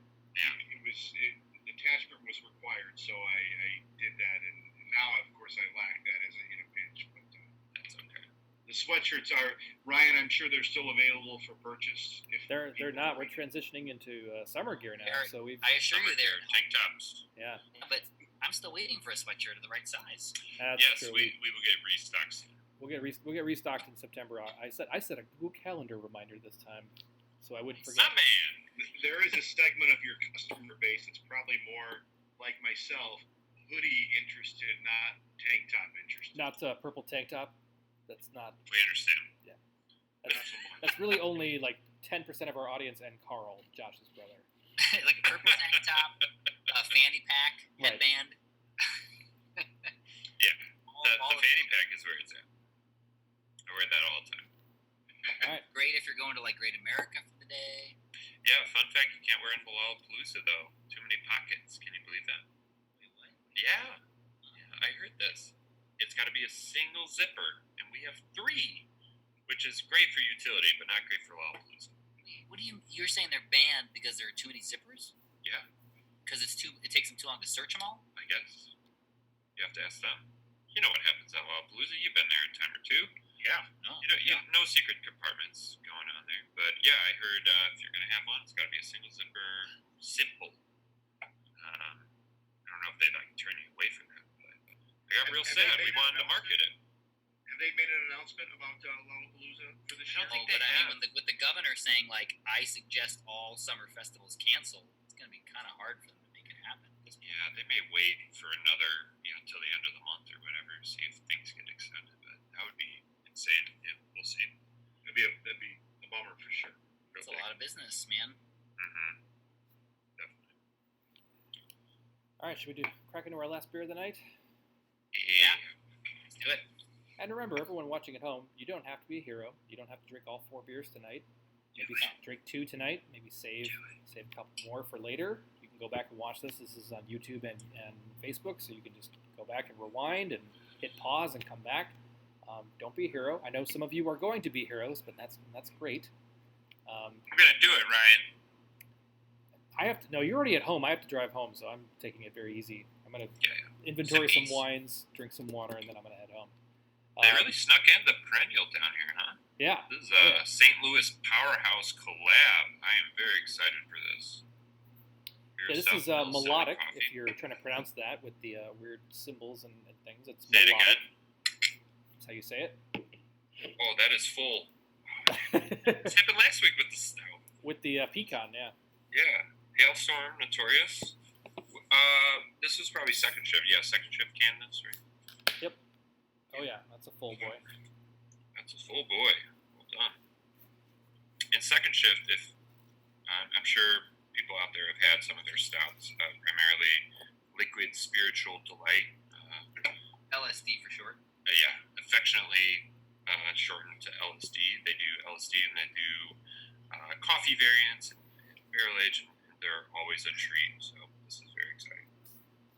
And Perennial, what do they make, Ryan? They make a beer called the Braxis. It's all Okay. right. It's amazing. I love that beer. Ryan's a big fan. Big fan. So, People are pointing out that the library is also a gym, a Pokemon gym. mhm. Fun fact. And for those, I'm sure someone called us out or was thinking about it. We submitted. We tried to become a Pokemon stop, so we'll see if that goes through. I have a feeling, I know you told me to, and I did submit it, but I have a feeling that they don't want kids coming to a liquor store to fight Pokemon battles. You know what? Even a I family understand that. And there's No, a, and the I train understand station that. is a gym too. Just. But I also I feel like their algorithm just takes hotspots, and I feel like there's already some that are out there. I don't feel like we're trying to break ground as we're because back then we were still a slashy cafe bottle shop. We could have spun that a little bit, but I feel like there's some questionable ones out there, and it's more about just you don't even have to be right outside the business. You can be halfway down the block, but yeah, we'll see. Maybe Off the Wall will submit too. I'll say Off the Wall is probably a better candidate for that now. Now that exists, it's probably Give it a right. But I feel like they If I probably can get help out with that, Josh, let me know. Yeah, we'll Letter recommendation or something. yes, that'd be more fun for everyone for sure. We're here. Do we have new glassware? Sans the mayor for. Oh, you do. I do. I got my Rev. I shifted away from Mayor Victory? McCheese. That's Was all that right. Victory? Oh, nice. Yeah, it is Victory. Yeah. You're on the wall. Classic. What a classic. Fashion Bourbon County. Bourbon County. 2014 Bourbon County class right there. Yeah, I So- don't know. Is that what year it is? It's old, and I know that, but I don't know. Maybe 2014. I trust Ryan with his Bourbon County knowledge. So this is actually we're taking a step down to slightly lower ABV. That is imperial, but only 9.1%. Vanilla, cinnamon, coffee. So, I'm looking for all three of those. Yeah, I taste those things. Do too. I'm just trying. The cinnamon. Yeah, I mean, much like last week, the cinnamon's jumping out to me. The Still a tendency on little these is cold. to I go. pulled this a while ago. Yeah, mine's perfect. Perfect temp. And the tendency on these is to go a little bit more on the sweeter side of things, and make it more like, make like hot chocolate, or make it more like a over sweetened coffee drink. But this second shift doesn't really do that. Second shift definitely sticks roasty. to roasty, old Man. school imperial style. It's kind of like Keeps going. like an Expedition or like an old Rasputin. They have like a really good backbone of bitterness to them, and this still has that. It still has that coffee roastiness to it. I think that brings up something interesting that I know I've had at least one conversation about, is that like people will see a stout, and sometimes on Untapped or on our menu it'll say IBUs, and it'll be like 60 or 70. Like, well, I don't like bitter, and it's kind of inherent with an imperial stout. It's just going to happen. You're going to have so much malt and other things going on. There is going to be bitterness, but you need that to balance out with everything. So even if you don't like an 80 IBU hoppy beer, when it comes to stout, it's a completely different ballgame. And right now, I'd love to know what the IBUs are. Yeah, I don't even look at IBUs when it comes to stouts. I mean, I know what you're saying. It's like, it's like, It doesn't really matter. It doesn't really but tell it you is much. always up there just because of the natural style. But it goes on when you sip it, and it works. Yeah, it's fun.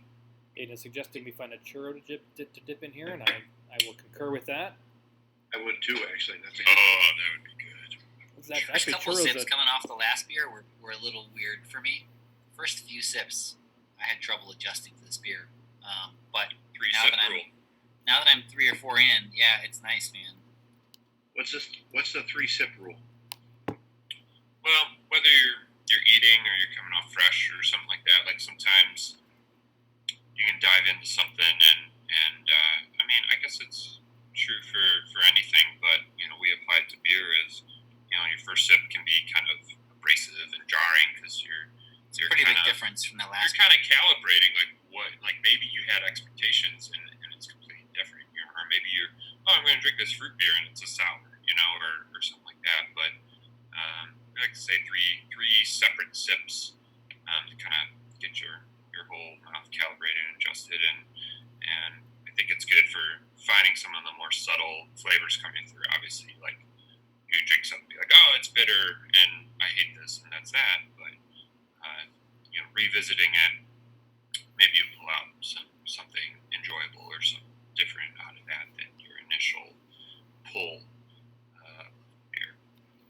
Yeah, there's definitely been some times where I've had like Huranese sour beers where I'm I haven't drank anything, or it's like the first beer of the day, or it's haven't eaten anything in a while, and I take one sip and I'm just blown away by the acidity, like cannot, like crying just from so much acidity hitting my mouth, and then like 3 or 4 sips later, it's like, oh, this isn't so bad. Your mouth kind of calibrates to that.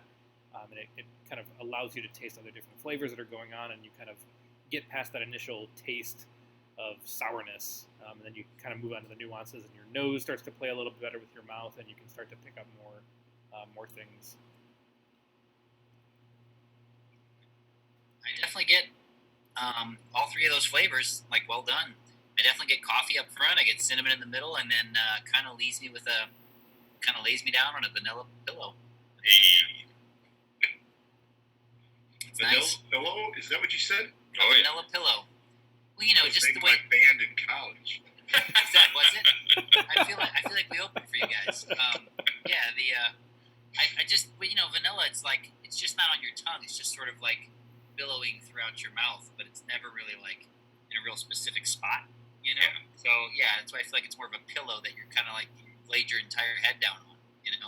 It's just It's a sort of vanilla. a vanilla, Vanilla. if you will. My DJ name, but we'll talk about that later. There you go. That's a great DJ name, DJ Vanilla. Spell it funny too, like marshmallow. Yeah, exactly. Right. Yeah, I definitely, for me, I think we talked about it recently. Is like I love that harsh That's your vanilla. Yeah, hard. Like, beat me over the head with it. It's fine, but I'm not arguing when it's working well with everything else too. It's kind of a waft of vanilla, right? It kind of just sort of. Yeah, some vanilla wafer action going on. I guess I should clarify, not vanilla wafer, like the wafer cookie action. A little sweetness, a little bit of that. I don't know, wafer. People wondering, Mayor, if your band in college was actually called Cinnamon in the Middle. in the middle. It's also a good name. If we We're would gonna get write around, these down. sure. Maybe that's a summer band. Tonight, Yeah, that sounds more like a Pillow 60s sort of of Vanilla sort of with hippie opening dippy summer act. love. Miss Cinnamon in the Middle. I like it. I'd go to that show once this is all over, of course. Well, you could also- go now and you'd be the only ones there. That's true. That'd be great. This summer, though. This summer, this fall, maybe, right? Yeah. Outside, play the Main Street Craft Beer Festival. Cinnamon in the Middle and Vanilla Vanilla pillow. Pillows. Vanilla Pillow. What genres are we talking about here? 'Cause that's also important. Middle seems hippie Excellent dippy. question. Yeah. Excellent question. Like a 60s kind of a. I don't know. I think of like maybe the Birds. Are we talking about Cinnamon Like in a the lot Middle, of or are we talking songs, about a lot of Yeah, Vanilla cinnamon Pillows? in the middle. Yeah. Anti-war stuff in their canon. Oh yeah. I don't know why, but cinnamon in the middle to me a lot of sort of chimey acoustic guitars, harmonies for sure. It works. It works. Okay. What about Vanilla Pillow? Vanilla Pillow is that Like Anthem It's, your Rock. it's a DJ. That's the guy with that's the more laptop. He's got the I think that's laptop more and the vanilla EDM. beat for a head. makes sense, yeah. But just a banana. A laptop. Ryan's got it. There's an entire stadium full of people waiting for him to drop the bass. But he never does it. Just keep leaves and wanting more. He only Good drops. enough, He only and drops I'll skip Pillows that. of Vanilla. That's all he drops. Also, people are noting that the coffee was a new addition to Melodic this year. Last year was just vanilla and cinnamon. Oh, I missed out Coffee, last to me, year. the coffee tastes like the overriding flavor. It does. So Yeah, like, it it makes me comes wonder, through. like, what were they doing before that happened? Well, and this is important too, because now, coffee, like, a lot of people will get coffee on a beer like this anyway, because it's dark and roasty and does have some bitterness going on. It just basically, like, screams black coffee flavor profile. But, was that coming out last year, so they leaned into it and added coffee, and now it's overtaking it, or, it'll be, I like it when they kind of switch it up year to year, and it's, the same idea, but a little bit different, because this is super enjoyable, and I'd love to know what was it like last year. What will they do next year?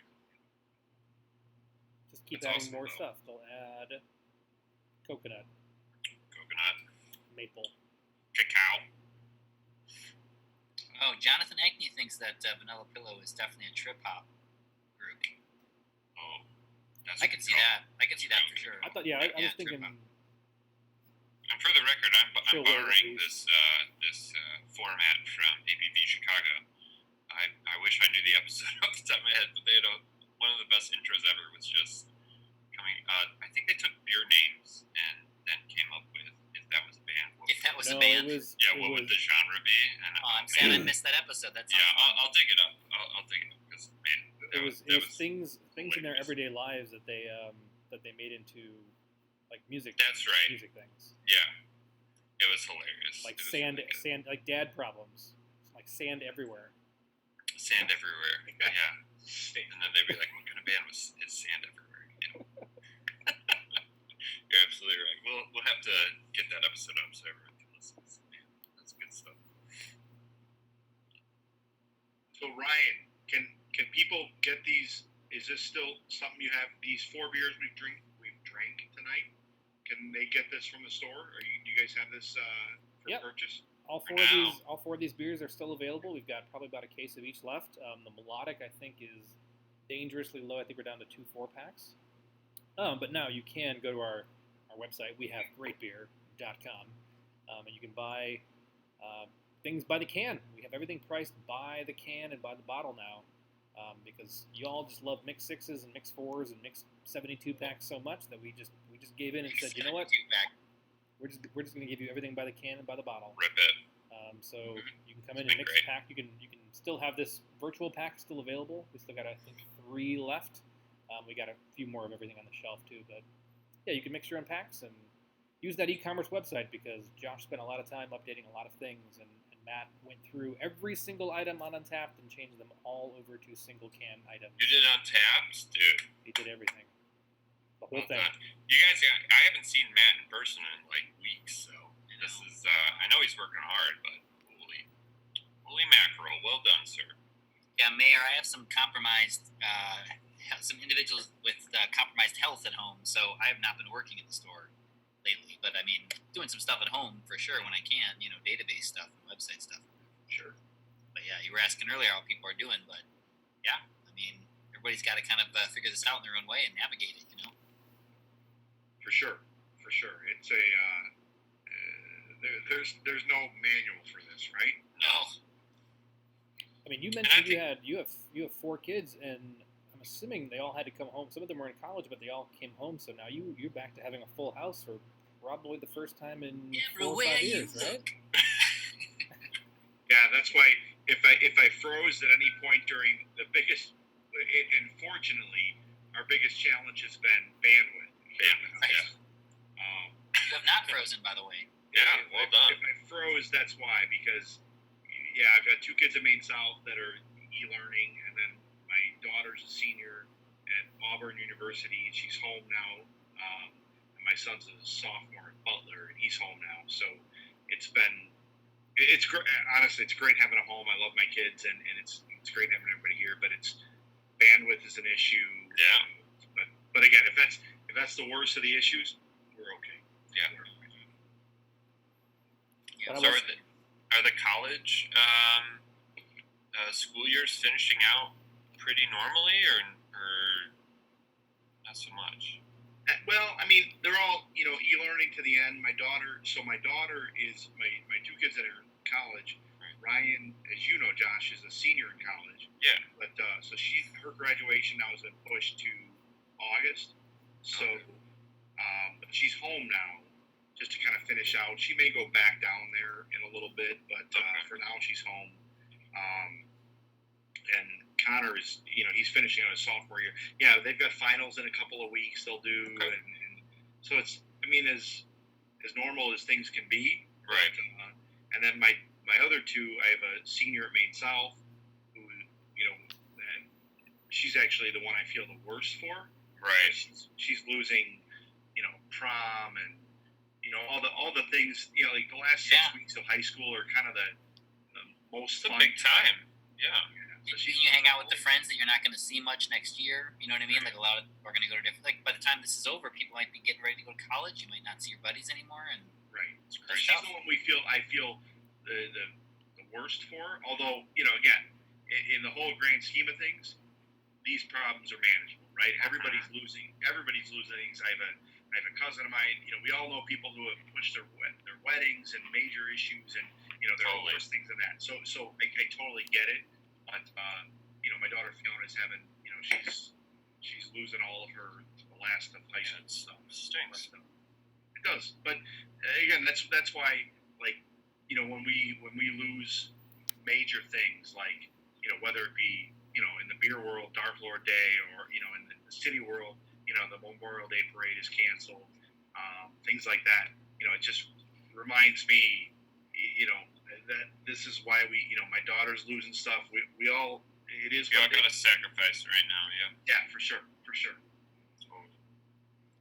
Yep. And the truth is at least everyone's in it together. So as as much as you feel for her because she's not experiencing the stuff that you experienced, everyone else that she goes to school with is having the same experience that she is. So to some degree, people only know what they know. You don't always know what you missed out on. You know what I mean? But as sad as that is, it's like that's the reality for everyone she goes to school with. So at least they'll all have a bond in that. In that they all miss stuff together. Yeah, across the country too. Going, being a senior, going to college, and being like, that's a weird year. Right. We all did it. Maine South here in Park Ridge has been great. I know everybody's watching from different parts of the state and different parts of the world, and they've all again, but here locally. District 207 has been great about trying to continue as normal as possible. So I'm grateful for the work that the teachers and her administrators they're all doing and trying to keep this as normal as possible, even though it's not.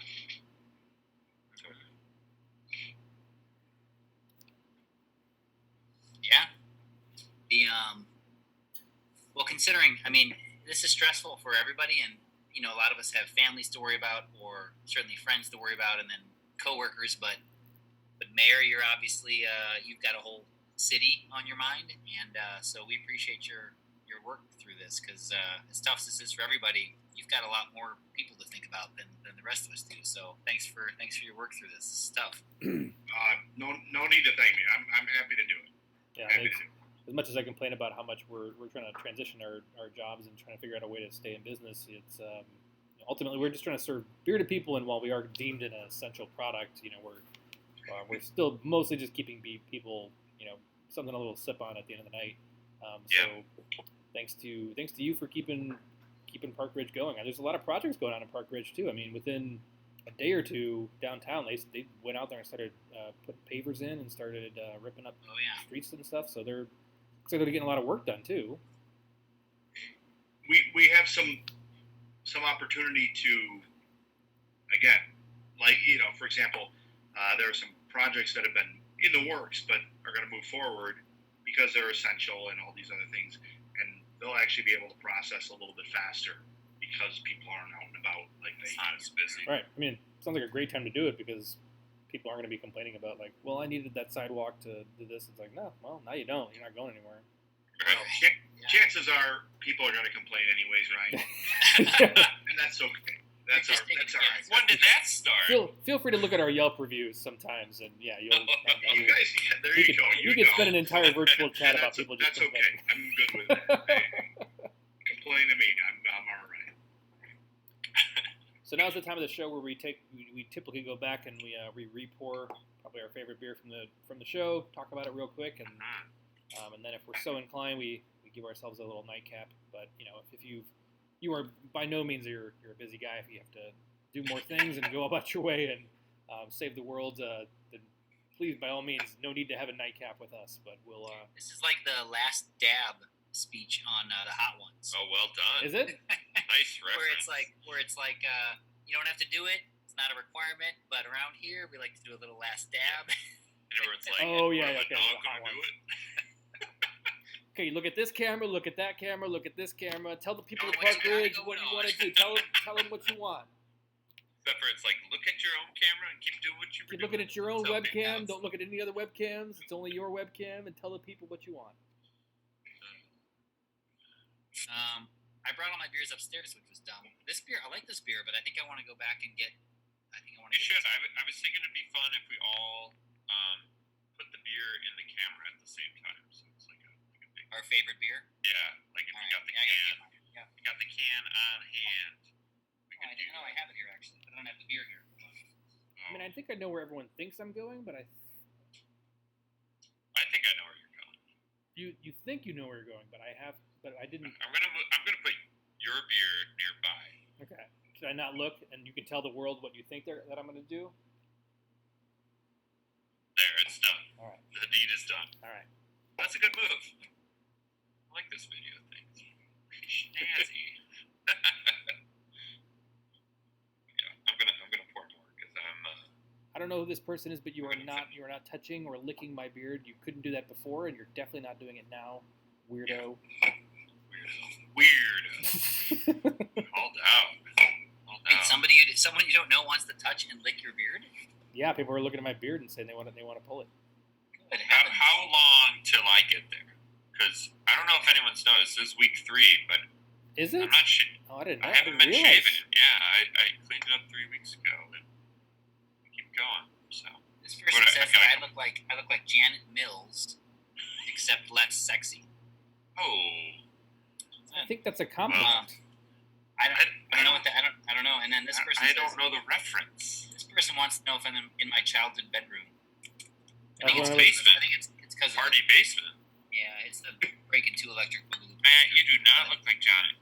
No, Janet Mills. No, she I don't doesn't think I even know wear Janet glasses. I just looked it up. She's the governor of Maine. Unless they're referring to Governor of someone- Maine.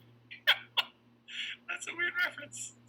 Maybe it's a different Janet It's a Mills. deep cut. It's a deep cut.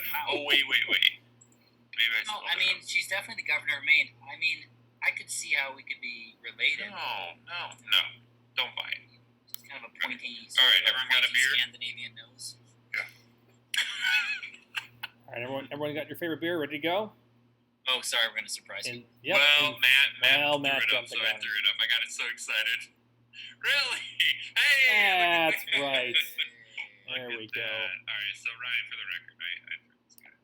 Sure. I That's wanted to tactical go there AF right there. really, really bad. I wanted to so bad. But I this is know where you're. That beer is cool, man. but I'm this is gonna finish this triple. All is 4 amazing. beers were good, man. This is There wasn't a Beer's bad nice. beer in the bunch. No. Not a bad beer in the bunch. no, not at all. I just think this stout is something I haven't had in a while. Like just a really, really well balanced stout that's got like a lot of adjuncts and a lot going on. But it's, Yeah.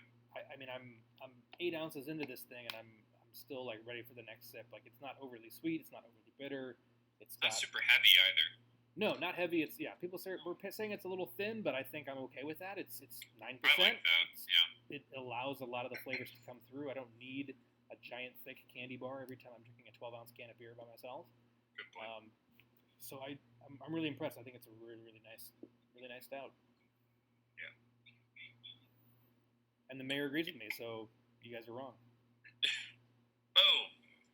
I'm surprised you said you. Ryan, that's probably a vote against you, really. You and I are on the same page. I thought I would be standing alone. I thought all 3 of you would have picked up the Tippa because you Marty, you said that was more your style. It really was, but I really like this beer. Sometimes the best beer is the beer you're drinking. Marty also really likes Dark Lord, I know, so. You like that stuff. You know, Josh, I've actually only drank it. I've got bottles in my basement. I've only had it, drank it once. I've got bottles in my basement from years ago. I've never. No kidding. What Sure, color why wax not, is? right? I mean, the quarantine's a great time. It would seem it would, if not now, when, right? Yeah. But if you don't have anybody in your family to help you with those, that's a tall ask. You know, a whole bottle of Dark Lord by oneself. Well, if they're not And I doing don't. anything else. I'm the only beer drinker here, despite my daughter getting carded by Josh. But Yeah. I do remember she drank cider, which was a good choice too. We had a good cider on draft. So yeah, I haven't served her beer. So jury's still out, I guess. But But if people want to get their Dark Lords vacuumed up, definitely bring them into Beer on the Wall once we're up and running again for people. I was going to Because say, the next staff bottle at Beer on the share Wall will help you out. we actually, I feel like this thing got built and we didn't get to show it off. But right when you walk in the front door now, we built a little utility wall. It's visually little barrier. Ryan's for going to take anyone us there to- right now. Willie, I was kind of hoping he would figure it out, but we got some outlets up there for people that like to work from the store, and no one get too dizzy here. But yeah, it is lined with Dark Lord bottles from I did see who's truly Ryan Tracy, quite the collection, and it is a darn good time. So yeah, add more to our collection. Look at Oh, that. yeah. Look at that. Look at that. LEDs line them up. You can't see it on video, but the sparkly wax they did the last couple of years looks real good. Yeah, it's awesome. That's a good looking shelf. Yeah, it's great. So, some outlets in there, and just something nice to look at. Stare at the Dark Lord. We can't wait to have everybody back and look at you Seriously. through those bottles. I miss you for sure. This beer's the best one. It just is. So good. I'm just such a sucker for these hops. It's like, it's not even fair. It's good. It's really good. I like that one too. It was close And that's- between that one and the last. It's fun. It did drop like 30 degrees. I feel like the last couple of days. It feels like stout weather right now. It really does. Fair. It's no joke. Yeah, we're still fluctuating between the cold and the nice warm weather.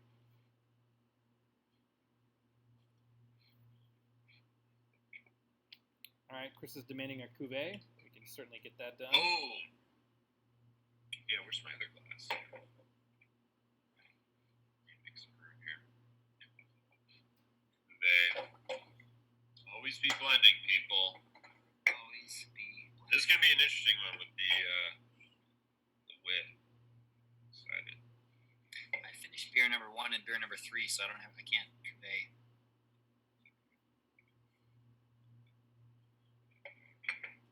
Do too much. I have a little stuff. bit left of the other one.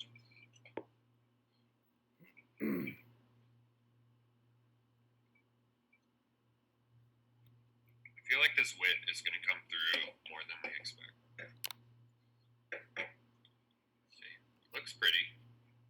They all look the same, don't they? I mean, we do a good job of always getting a couple of varieties in there, but Now's a good time to stop reading the participants' comments. are they demanding shotgunning again? They've gone off the rails No, entirely. we've got a couple.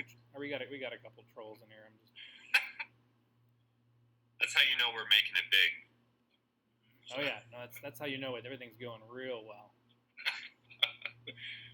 Trolls, just Ryan, you made the mistake of mentioning Yelp. It's gonna be a nightmare to run. Oh yeah, these are probably former Yelp sales reps that are now coming back to haunt us. Sure. Yeah. Can we talk about said person? I don't know where they put the review. It doesn't matter. But they complained about our food. This was like a year ago.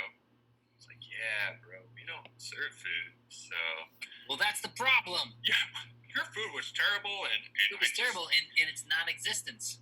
I don't think you're at the right place. Like, what do we do here? I think That was fun. Yeah. Cuvet's good. I'm enjoying it. So can you explain what that is, Josh? It's just a little bit of everything we drink. Nice little blend. I try to do as equal parts as I can without beaker. Graduated cylinder, if you will. But yeah, cuvee. Just a nice little blend. We, as we like to say, ABV, always be blending. And sometimes beers just come together and become better than their separate parts. But you won't know until you try. So Very it's a good. fun I thing mean, I like to do. not often. Not often. Not often. You're usually no. surprised by it. Right. This is true. It's usually just for fun, but occasionally, every once in a while, you'll find yourself with a magical concoction. Yes. I don't know what cuvee means in French. I mean, I know it refers to like blended wines or whatever, but I'm not Right. really sure what cuvee See it literally. word means. But yeah, in the beer world, it means pour all your beers in a glass and drink them all at once. Wine term derived from cuve, meaning vat or tank. Okay. Winemakers use cuvee. Concept of tank of wine to put to some purpose. That's super vague. Well, obviously a tank or a vat where you can blend things. So yeah, when you have like a red blend, it's like a cuvee. But it's a French word, so no one knows how to say it. Just like unane from. That's right. These trolls on the Facebook posts, why don't they just Zoom bomb us and just go straight to the point? Like, why? Yeah. What's all this pussyfooting around in the comments section? Like, why don't they just jump in here, They're take their innuendos to the next level? summer shine. All right, gentlemen, I am going to. I've reached my limit for meetings tonight. Understandable. I will leave the Beer on the Wall crew to wrap us up, but I Thank you, Marty. I appreciate you inviting me to participate tonight. It's been a lot of fun, and Absolutely. I will be by soon to buy some of these beers because Fantastic. they've been worth drinking for sure. So, Ryan, thank you for having me here tonight, and guys, it was again, thanks for having me. Really, It's good to really. meet you, Our man. pleasure. Thank you. Thanks for being all out. We the work appreciate that you do. listening to us talking about beer, and keep the good citizens of Park Ridge safe every night. You're Thank you definitely again. invited back. We'll all crack the same Dark Lord next time. I'm sure we Very all good. got the same bottle. Very good. Fun. Yeah. I will adjourn. Good night, gentlemen. You take everybody home. Take care. All right, Thanks a lot. cheers. Have a good Have a night. good one. You too. Okay, PBR coffee.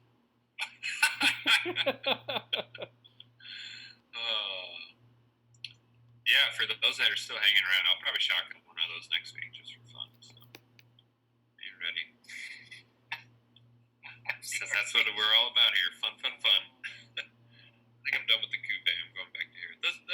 It's all stout. I'm gonna delete my Facebook account after reading all this. I'm just gonna delete it entirely. Good thing I can't read. I can't ever go back to Facebook again after that. Pictures. It ruined it for me. Is this blog? There's some good. We. Okay. I like it. We gotta keep this up. We're having fun. That was cool. I've never met the mayor before. You guys obviously have a number of times. I never met him. I met him pre-mayor, which is when he was just Which is great. alderman. and Wait, Ryan, what'd you just say? he was alderman. When he was just alderman. Alderman. Alderman. Gotcha. I mean. But yeah, Martin Maloney's fantastic. His family's amazing. Great people. Living in Park Ridge, and I was happy to meet him and happy to be of help for them. And he's been great in his role as mayor. So I've always known he's a good beer drinker. So I was stoked. I think Yeah. Ryan told me yesterday he was going to be on. So I was. When they talk about when they talk Feeling about happy. people that are people in positions, political positions, it's like, oh, is that the kind of guy you want to have a beer with? It's like, well, you can see he's a good guy to have a beer with. This you when he know? was talking about his dad coming over, or whichever family member that was, and asking, which beer can I drink? I'm sure his fridge is loaded with good stuff. And I feel the same way. Like, I feel bad. Like, if I had a couple people over that don't care about craft beer, like, I don't know what I would give them right now. I got like some hot butcher in there. I got some sours. I don't have like anything too simple. I should probably change that. But yeah, he's a great guy and good palate. And like I said, he was super kind to me. And for Christmas one year, he was like, "Here's some beer for you. Here's some Zombie Dust." This is 2014, back when it was hype.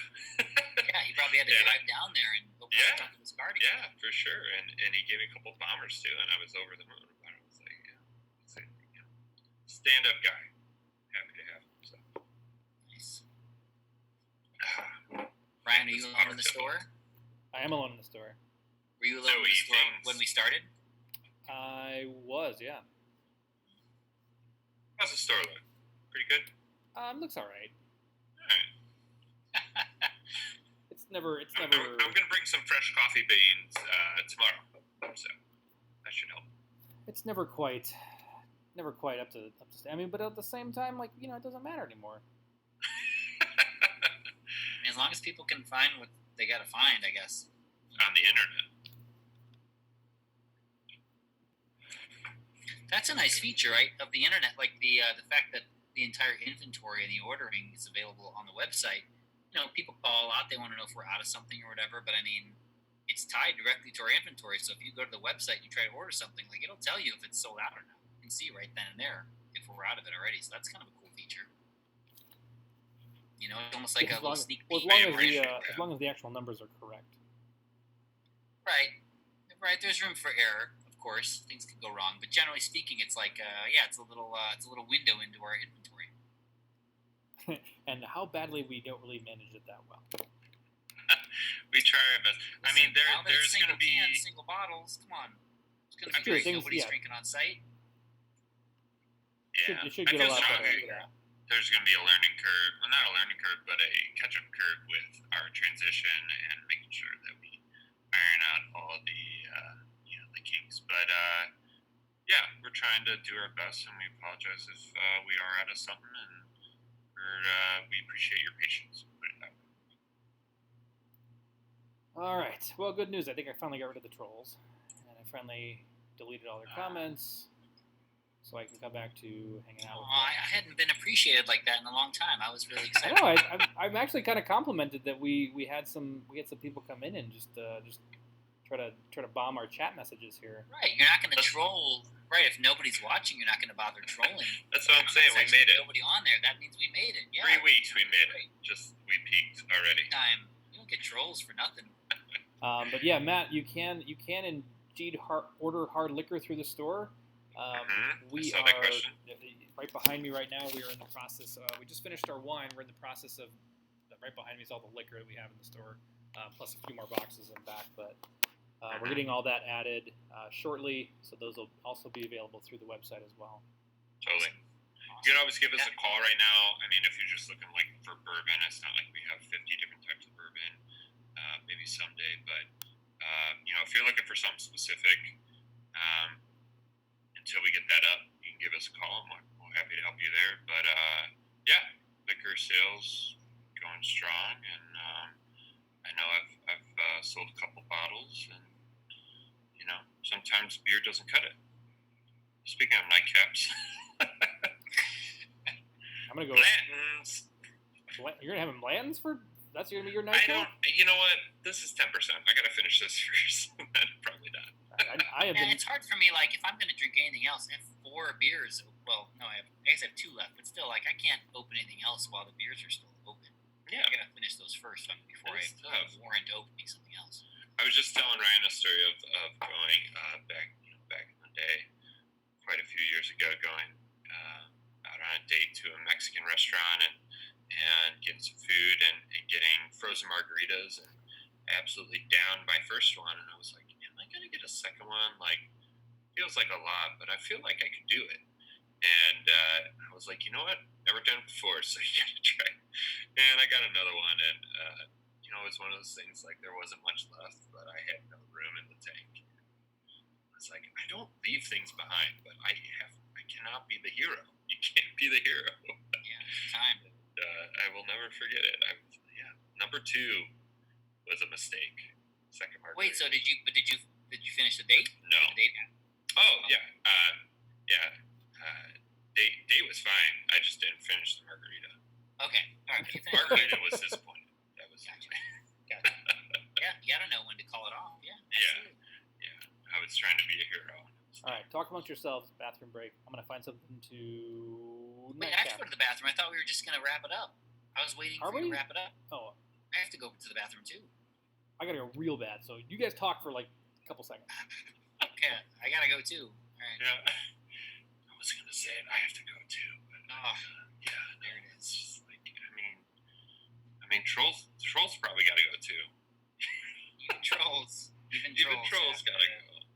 That's hilarious. I only read a couple of comments. I wish we'll have to have a post-stream meeting to discuss. Yeah, at first I figured it was just sort of like regular customers being a little saucy, but I was like, no, these guys Because probably we love that.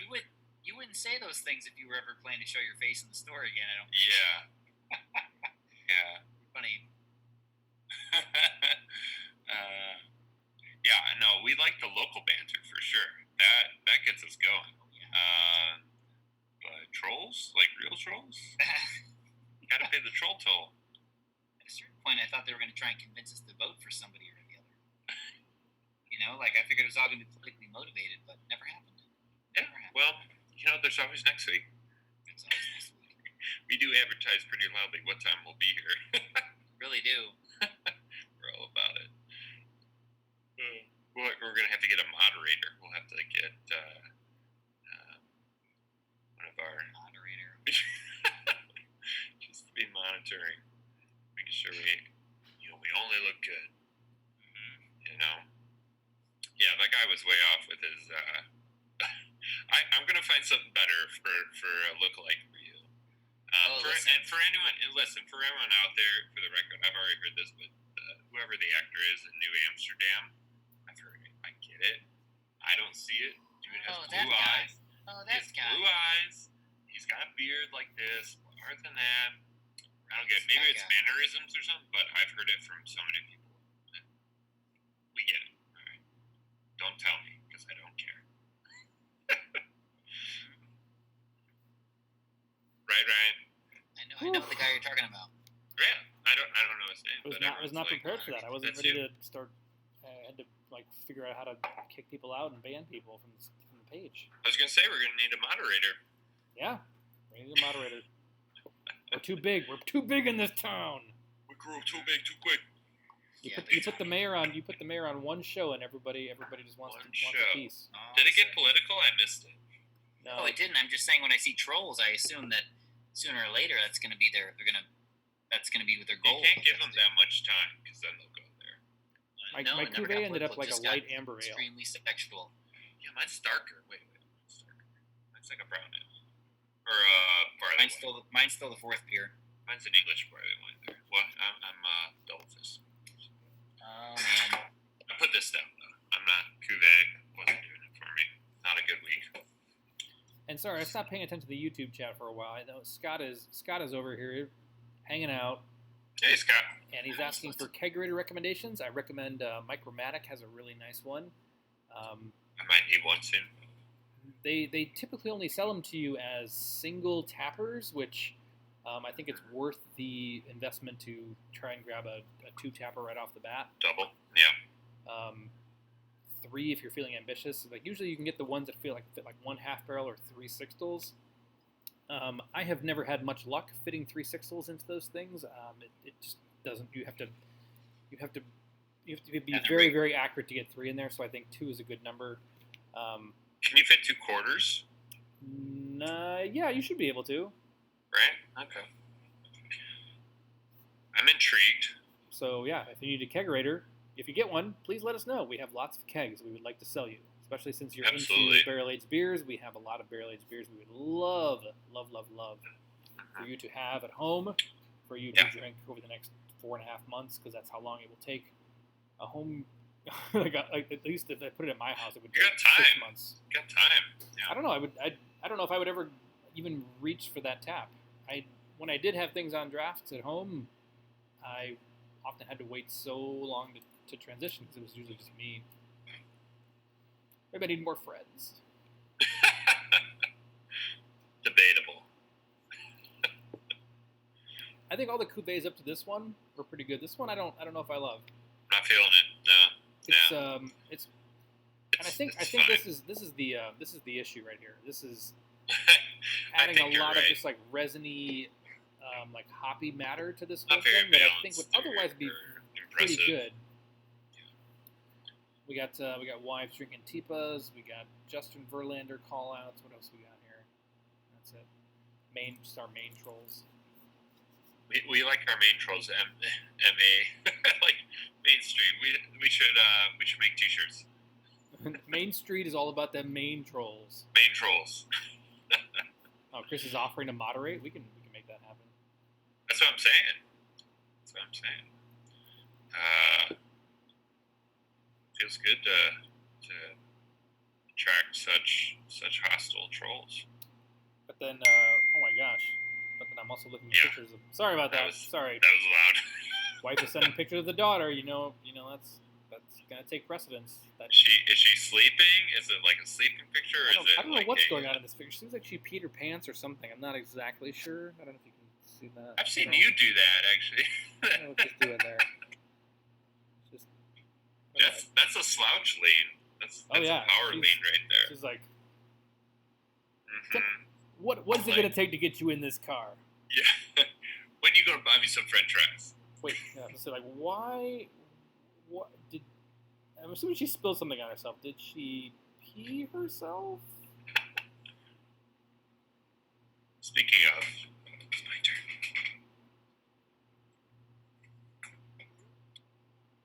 Those are not her pants.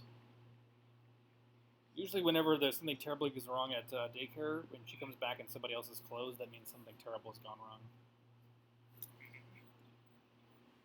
Wait, now what are you eating? Are we snacking? I didn't realize we're snacking.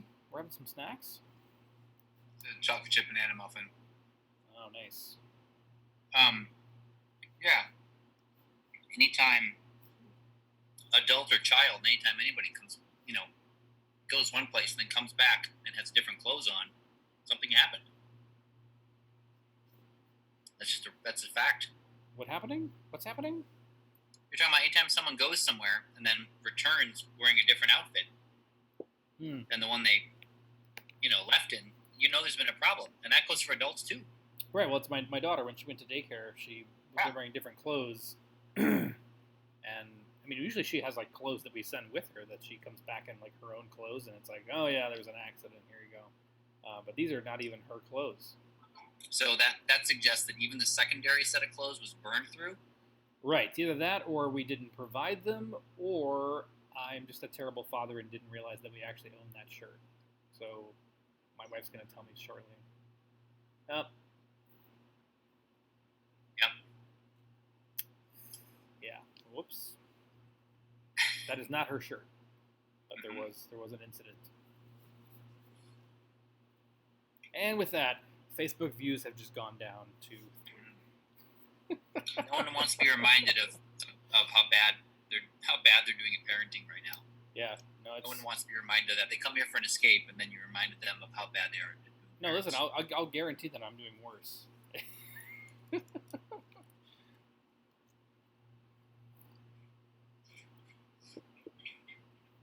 Hey, Kuvaid, it wasn't everything I hoped for. It's probably weird, right? It's the Tippa. I think Tippa's ruining everything for us. Oh, yeah. You feel like the other ones would work pretty well together? Yeah, I mean, you're just adding a little more wheat, you're adding some spiciness, and you're adding, like, everything else kind of should work well, and I think that the Tippa's... Sure, blame it on the Tippa. It's making me very sleepy, and also... Blame it on the Tippa. Get some topo in you, dang. It's not a bad idea. That might be my nightcap. Topo? I found a couple bottles of wine that were opened at Off the Wall. That might be my nightcap. Uh-oh. They were only opened a month and a half ago. I'm sure they're great. Yeah.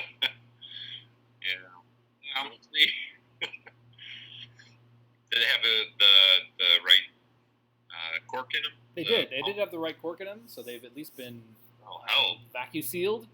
So that'll help for 7 weeks of that aging instead of 8 months of that, or 8 weeks of that aging. Mm-hmm. Only one way to find out, and they're both Chardonnays.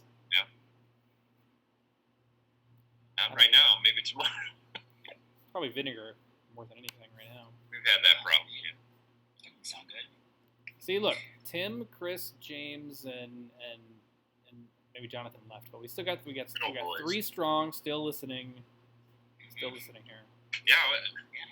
Think about signing off, but not anymore. Chris is very excited for me to try this wine, so I'm going to go get this wine for a nightcap and see what happens. Yeah, that's a nightcap. I have to jump through the window, so if you hear a loud crash, that's me falling through the window of my other store. Should we call anyone? Yeah, listen, if anybody wants to jump on with us. Yeah, the wine game. Oh, Chris Altman says hot, buttery Chardonnay, and then he says, now I sound like a troll. Oh, man, a buttery Chardonnay. That's not for me. Hot buttered Chardonnay. Yeah. Hot. I prefer... Could you microwave this? Could you put the heat gun on it? I prefer it a little warmer than, colder. Some people put ice in their white wine. I heat it up. Yeah, I've heard that's a thing. That's what I got here. These beers are all gone. I only have 1 beer left, and it's number 2. I have half of number 2 left. I finished 1, 3, and 4. Dude, I will not be finishing number 2 because I'm serious. It's not my style. It's fine. But I'm going to finish number 1. I finished 3, and that'll probably be it. I did throw a brother counting the fridge, but I'm not. No, it's not a good idea. I'll say, dug up quite a few of my Revolution cans, and they're enticing. Oh, I've seen that. I've seen that one with the mannequins. That one's real striking. This is Orin Swift's Mannequin. This is a California winery. Chardonnay. Tasted that one at our last staff meeting. So many moons ago. Pretty good, if I remember correctly. I have to get the wood. This is not proper glassware. I work at a beer store and I have wine, so this is not going to work. But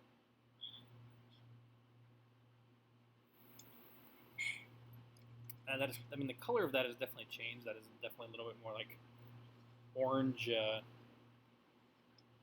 orange green. Yeah. How many socks do you smell?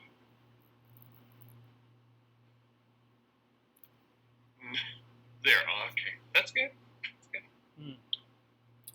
This is a hot buttery Chardonnay. Yep. Stop. That's a hot Was buttery that in Chardonnay. the fridge? I pulled it out of the fridge when I saw it when I was moving stuff over earlier, and so I saw that and I was like, oh, that shouldn't be here. That we should have drank that at the staff meeting when we just drank through all the wine that was left over that was already Yeah, open. we drank through a lot of wine that We night. drank through a lot of. I have to say, I'm very proud of my staff for drinking through basically every single bottle of open wine that we had. Yeah. Also, people were stressed. People were stress drinking too, though. I mean, yeah. I mean, people were being Doesn't told mean they we were. didn't do it. People were being furloughed, so they took it well enough by drinking a lot of Yeah. wine. People are like, well, I'm definitely going to at least get this bottle out of the deal. Oh, Yeah, I that got a one's- good recap. That one's not any good anymore. But Yeah, that mannequin beer struck me because it looks so crazy. this next one, this is Big Table Farm. The Wild Bee. This is a Chardonnay as well.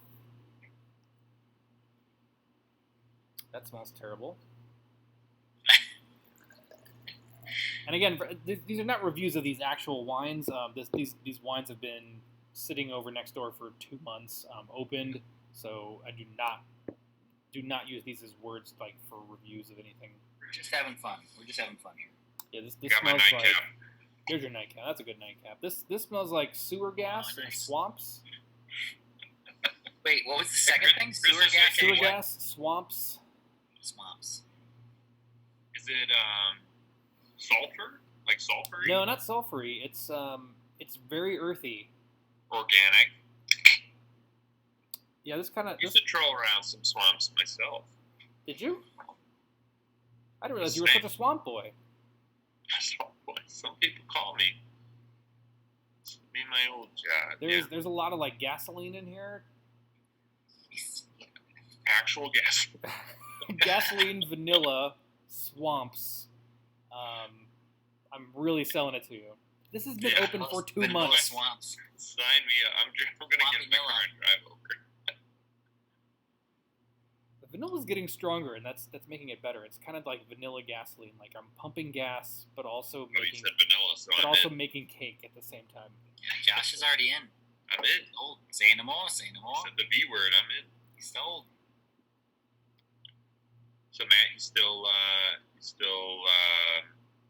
running a posse on Red Dead. I've only played Red Dead a couple times. The my other buddies who play my college buddies who play the Division 2, and then have recently started playing Borderlands 3. Good call. It's a bigger group, and so there's always a couple of them on every night, and that one's been harder to resist. So I've been on that a little more often. I can't blame you, man. I bought Division 2. I've been playing it with my brother, but we've been sidetracked it with some other games. Mostly done with that one. I think we moved on to Borderlands 3 for the most part now, which is pretty cool. Like the art design is awesome. If you want a good laugh, I've never laughed harder than watching or playing some Borderlands game. But I also don't see Eric. I don't see Tyler much anymore. I miss those guys. It'd be fun. It is fun to get with them and get a posse going. Yeah. That's what it's So- all about. I know Mike. I've been talking with Mike. We're gonna hop on some Halo. Eventually, probably this week we'll have to figure out a time. But yeah, we've got a lot of gamers for sure. Yeah, like a beer on the wall customers versus employees thing going on. Oh man! Not to mention Matt Murray. Get Matt Murray on the customer. Matt Murray Matt Murray in a today? fighting game. I'm terrified actually. I've seen video. I need Matt Murray to get back down here and take care of these trolls. I think Matt Murray as moderator terrifies me. I'm in. This is terrible, by the way. This is awful. This is. I'm down. Stop it. I'll leave it over here for you if you want to try it tomorrow, Josh, when you're in. Yeah. But Chris Altman, if you want to. I'll swing by at one in the afternoon. If you want to make this into vinegar, I'm all in. I think this would be a delicious vinegar. Yeah. But yeah, unfortunately, this is why you don't age your wines when they've been opened. Because it's terrible. Don't open it till you're ready. It is interesting. I mean, I don't know if it's worth. I think it's worth talking about with wine, but obviously there's some similarities, but it's quite different than beer. But even with my wife, like opening up a bottle of wine, and she knows her wine very well, and she'll revisit it the next day, even after vacuum sealing and all that. And be like, it's just not. It's already changed after 24 hours. Being opened up to oxygen and stuff like that. It's kind of crazy. Holds up better than beer, though. I mean, let's be honest about it. Holds up better than beer. At least it's not that dependent on CO2. In most cases anyway. Most wines, yes. like beer is. So I'd rather if just without seeing what type it is or whatever. Like I would definitely rather have a wine 24 hours later than beer. Yeah, I agree. But it is interesting how it can, depending on what it is, how it can depreciate pretty rapidly, or even, beer, they're never shy about letting you consume this fresh, like drink it, stop, just drink it. You say they're never shy, but I feel like for a while, I feel like they were shy. I feel like there was a period of time where people were cellaring everything because a couple of beers cellared nicely, a couple of bourbon counties and some other stuff, and people went crazy with the cellaring. And the breweries, I feel like, for the most part, kind of stood back and said, "Oh, this is good for business." Yeah. Not that they knew that it wouldn't be good in a few years, but they didn't know it would be good. I feel like they just sort of were like, "Who knows what this will be like in a few years?" I feel like a good example. Stocking up, let's let them do it. And then now, more and more often, as people realize that some of the cellared beers aren't the greatest, I think people are a little more. I found that out the hard way too. Yeah, I know Half Acre came out and said, like, we brew our beers to be consumed. We don't recommend aging, and it's a good cover in case your beer goes to garbage after 6 months and people get mad. It's like, yeah, we told you to drink it, not to sit on it. No, but totally. even I'm not afraid to call out because Revolution has been doing some great stuff, but the VSOD. The fresh batch was cool, and I still had some cans from, I guess it was 2 years ago, 2017. I was surprised. I did not find them super enjoyable. Like, I thought they still drank fine, but overall was kind of boring. And I had 2 cans of them, and I was like, why? What's the point of sitting on this for 2 years if nothing gets, improves or, the change is for the worse. I mean, for a while it was good for the industry because everybody kind of overbought, and I get that. But I think now people are a little more straightforward about that and just sort of saying, like, look, we recommend drinking it fresh. We're designing the beer for what it tastes like now. Not saying it won't taste good in a year, but we don't know, and we're not going to put our stamp on it, But Ryan and Josh and I all have cellars. Like, it's fun to cellar beers and see what they taste like in a few years. So, like, we're all about that. But I think we've learned that, for the most part, like, see which breweries kind of hold up over time. You know what I mean? See which beers hold up over time. If you want to experiment here and there, that's cool. But, we've learned the hard way. Brewery does matter. If you just overdo it, you can have too many beers in the cellar. You can pull them out, too many years later and be disappointed. Yeah.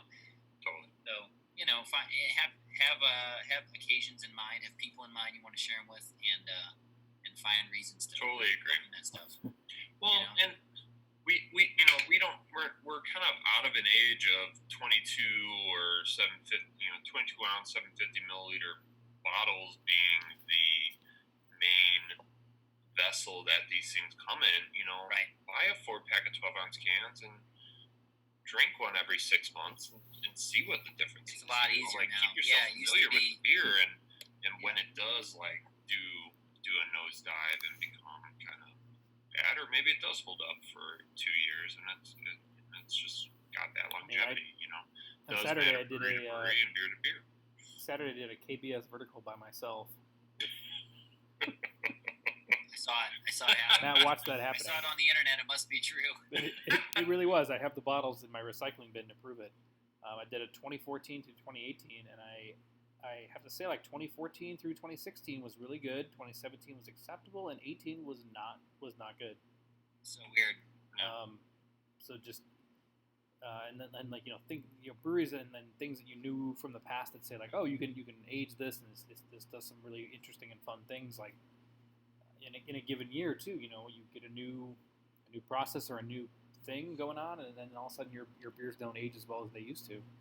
Bourbon County Sure. taught us very well. Like all you need is one bug in the tank, and the whole thing's messed up. 2050. But apart from that, not much ages as well as Bourbon County. Not many beers out there. No, there's a few. I mean, Worldwide Stout Worldwide Stout. is one that. If you were just talking about Bigfoot. Bigfoot is one that I don't know if I like it aged or even regular. Oh boy.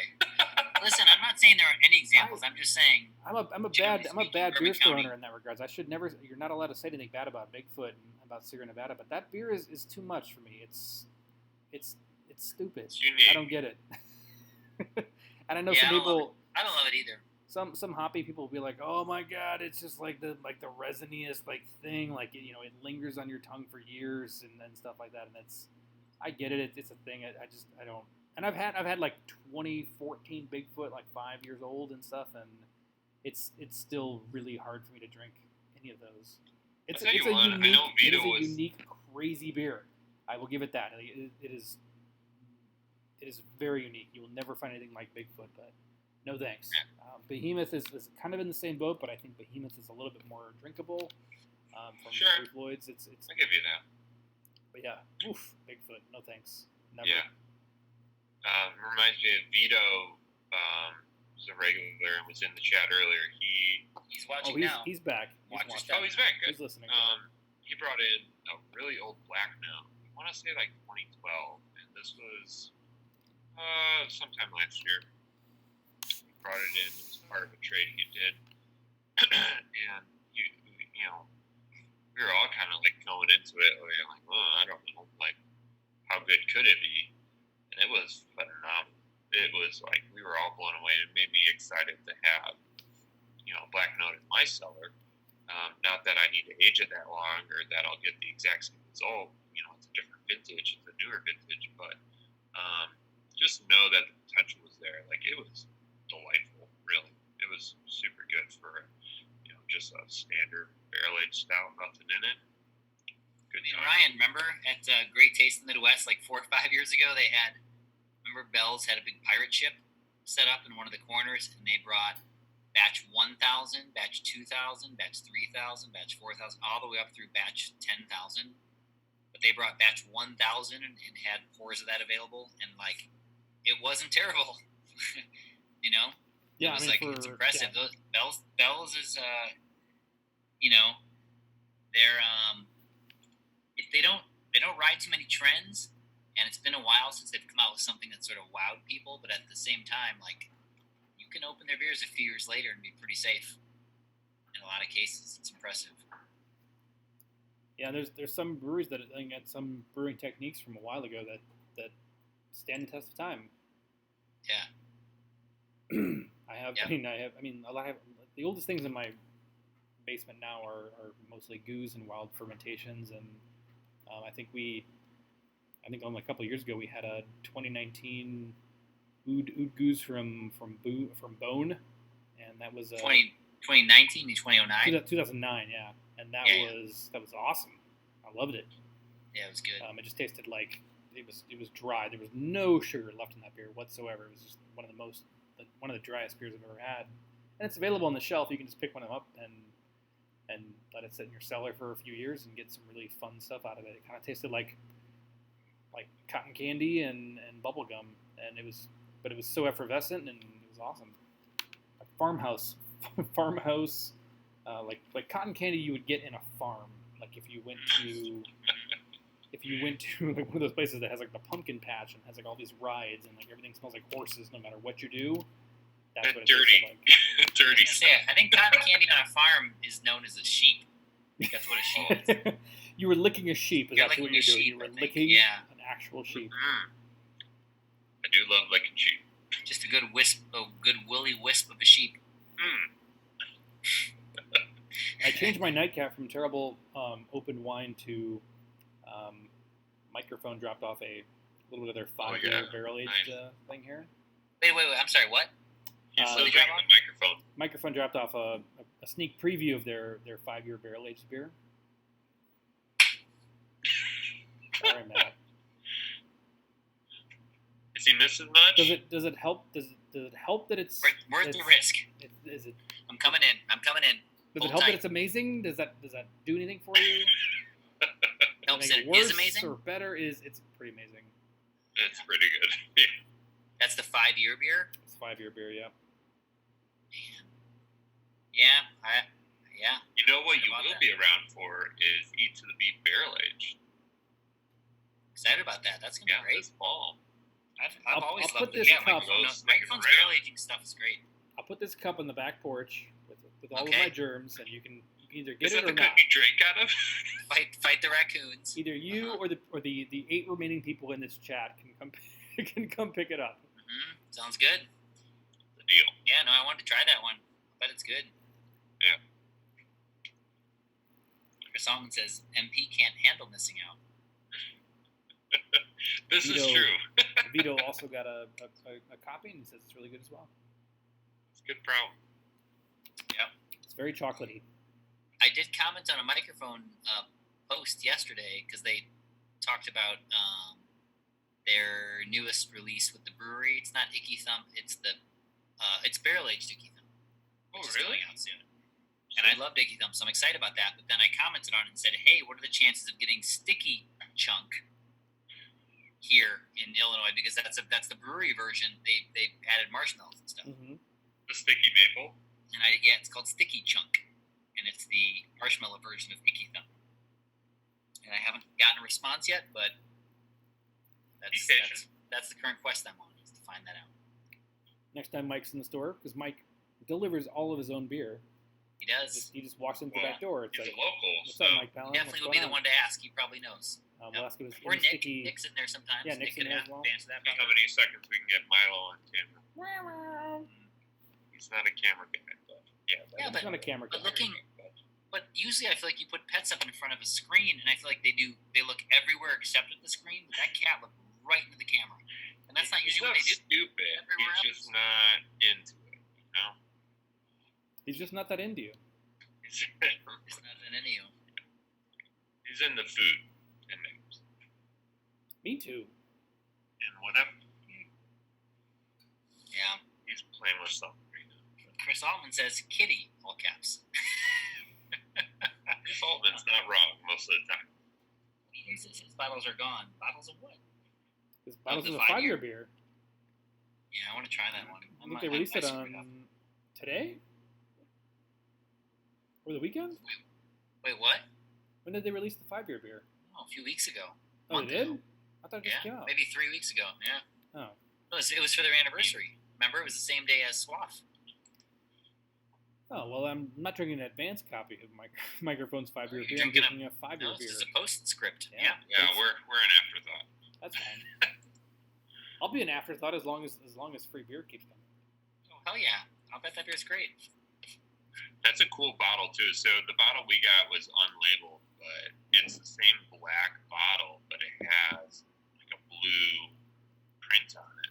Oh, they've been doing the matted bottle thing. It's badass. That looks awesome. That barrel-aged Blend of 5 one-man wrecking barrel. machine was awesome. That's pretty good. Yeah, ours is Yeah, look at that. faster. Okay. All right. There might be a genie in there. You don't know what Mike's doing over there. Is that what the kids call it, a genie? It's a genie. It's a I don't know genie what ale. kids There's actually no beer in here. It's just only genies. Oh, genie. Bean genies. My first wish is for everyone to drink all the old KBS in my cellar. Somebody do it, not me. If you had 3 wishes, you'd waste a whole wish on that, on getting someone to come drink your KBS. I made good progress. I think I only have about like 12 left. Not bad. That's awesome. I had a 4-year version. I'm only on F. Okay, I've been working my way through the alphabet, so I went through numbers That makes sense. and all the way to F, and now I'm at F. And Founders has just been. It's not been easy to get through the Founders section. Let me Wait, know. you Let got me know Goose when Island it's. next then, huh? Let me know when it's bolt cutter day. I'll be over in a second. I don't have a bolt cutter. If I had a bolt cutter, I would just give it to you and be like, "Cool, please help." So Drink Goose a little, Island wax next. your floors a little. Drink some more. Wax some floors. We're gonna get to Mighty. H. There's a couple of big hugs that I don't want to drink that are gonna be there for a little while, and then we glide through most of it. Like it's pretty good up until we get to Rev, and then when we get to Rev, we have a lot of terrible decisions to make. I just put my. Oh no, I didn't. I have a 2016 straight jacket. I think I'm still sitting on, but I did put a 2016 Parabola in the fridge today. It's gonna get drank. That's good. It's gonna be It's good. gonna get drank. My I'm very Firestone, I say Founders is hard to get through. My Firestone I actually skipped over because it's always good. Firestone's a brewery where excited. Oh yeah. I will drink a 2019 Parabola in 2039 and it will still taste the exact same Yeah. it did in 2019. Parabola. I was lucky enough. Speaking of with ABV Chicago, I a raffle during their anniversary party. I won a 2011, and I drank it in 2018. So a 7-year-old beer, 7 plus, and it was phenomenal. And I even drank it side by side with one of the fresher 12-ounce bottles, and I feel like I preferred the older one. Like Wow. Oh, yeah, God. the flavor profiles are pretty different, but 7 years. You guys are what can you expect? all safe over there in your houses, but Vito says he's now going to keep his Lizard of Kaz until we're all available and to drink it, and he's going to make us drink his Lizard of Kaz. Drink that. That beer, fresh was very interesting for me. That was. You can say it, Josh. That was- It was a cupcake. It was a literal. Yeah, that's the one I reference all the time. Where temperature matters. I drink that thing cold. I hated it, and it warmed up, and I thought it was awesome. But I don't know about What? eating it. No way, man. I like sweet beers. I like really sweet beers. I can't do that one. That one was like a chocolate chip cookie. No, that one, like Chocolate chip Root cookie. It's a Floyd, blueberry cookie. It's like too far. Oh It's no, too it's far. terrible. Too much. You can probably still buy a Lizard of Kaz off the shelf at some liquor stores for $4. Dude, well, Sure. the way I Like got it, Armanetti's or the something. Whole Foods by me. Do they still two have it things. One, they had it on draft. on draft? Two, yeah, they had it on draft, dude. And then two, they had it on the shelf, but they had the price wrong. And so I picked up a bottle. It was like $15. If they're charging you anything that's a positive number, the price is wrong. But I picked it up, and I knew the woman that worked the craft beer section, and I was like, no, I would double check your price because they just kind of like copy and pasted it based off of a different Founders beer, and it was way off. It was like $8 off, and sure enough, the next time it came through, it was back up to like $20+. Vito wants to know if you drank your New Glarus Nectar. Where'd it go? Nectar Ale. The Nectar one, Yeah. awesome. I mean, Good. That's a Vito. yeah, stone fruit to the max. It was unreal. It was definitely sweet, super fruity. big. I like big stone fruit nuts. It was definitely enjoyable. So thank you. It was really good. Yeah. So Vito and Matt Bustamante stopped in, and I think it was on Thursday when we were getting. Oh no, it was before. It was when we were still open because they came in the store. So anyway, it was a busy day, and I was like, man, I could really shotgun a Moon Man. And Matt's like, I'll get you a Moon Man. So he went out and grabbed me a Moon Man, and I shotgunned it, and then we enjoyed the peach beer later, and it was a good day. I'm out of Moon Man. I love a Moon Man. Our viewership is still rising. As long as it's going, we can't quit. As long as it's going up, we're up to 10 now. I'll keep Went from 8 drinking to 10. Oh in the no, past it's couple back minutes. down to 8. Back down to 8. Oh, back down to 8. 2 people just stumbled in accidentally. We're like, wait, wrong chat room. Oh yeah. I So heard We there didn't was want to going troll to be. this chat. Our main Yeah, I heard there was trolls. going to be guys with beards and bald heads getting spooged on. It turns out I have the wrong chat room. Yeah, only 1/3 of them. That's funny. You know. What a weird day. Oh, back up to 9. Okay. Hey, Welcome. welcome to this. You're a little late, but best beer Not too late to pour all 4 of your beers into one glass. with melodic. That's right. If you're Catch me, up with us. if you're everybody else in Lucky the I'll chat, wrangle a cat. it's Power Tippa. Huh? What is going on in this? What is going on in this thing? He looks like he's like tearing a gold You know what brick that in half. reminds me of? Do you remember in He's giving a headlock to a pillow? He's I Is tearing it a a pillow. vanilla? Tearing. He's giving He's it a tearing it. vanilla It's a book, pillow yeah. rip. Oh, it's a book.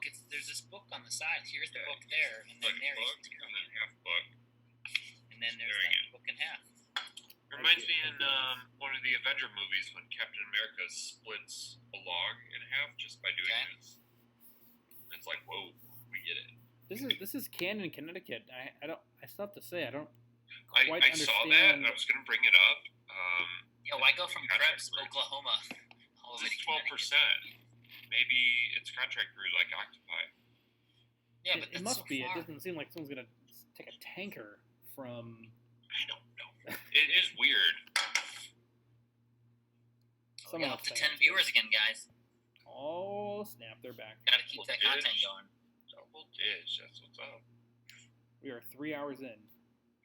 Yeah. 3 hours in. We were really slow on the first beer tonight, for sure. But then we actually caught up, and we did open the third one just after 90 minutes. So Yeah, we Yeah. spent a lot of time talking Well, listen, about we talked the about stuff. the stuff. some COVID stuff, which is not the funnest, but you know what? It's the mayor. You know, yeah, it's not every day you have the mayor on your tasting. gotta talk about it. So Tim I wanted Wolf to say says, that, like, speaking of a wit, like over and over again, just throw it in there when it didn't make any sense. But I held that tongue as long as I could. Tim says What? ripping apart a phone book, but I like to envision Tim is actually at home right now, like ripping apart a phone book. I could see Tim he's doing that. attempting. I could see him doing that. Wait, Josh, what were you saying about the wit? I missed it. I didn't understand what you were saying. Oh, I was the speaking of a wit, like transitioning to the second beer. I was like waiting to like throw that in. It just kept going and going. Just like I wanted to throw that in, even completely out of context. But next time. Yeah.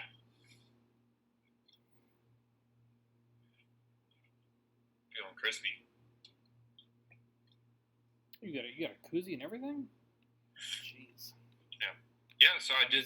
Alarmus is doing online ordering, and they got a saison coming out on Friday, so that should be fun.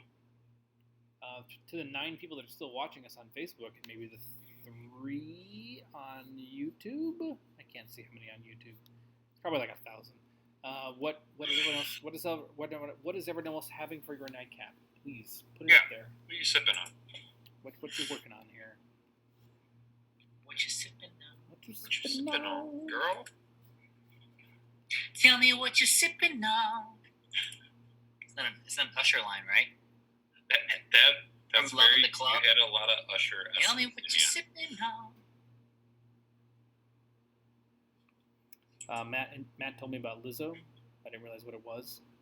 Oh, So, really? like Saturday. My wife had told me what Lizzo was and like it played me songs, but I didn't realize it. Oh, And yeah, it's a then thing. Nat told me, he's like, no, it's a real thing. Yeah. It's not just a thing. It's a thing.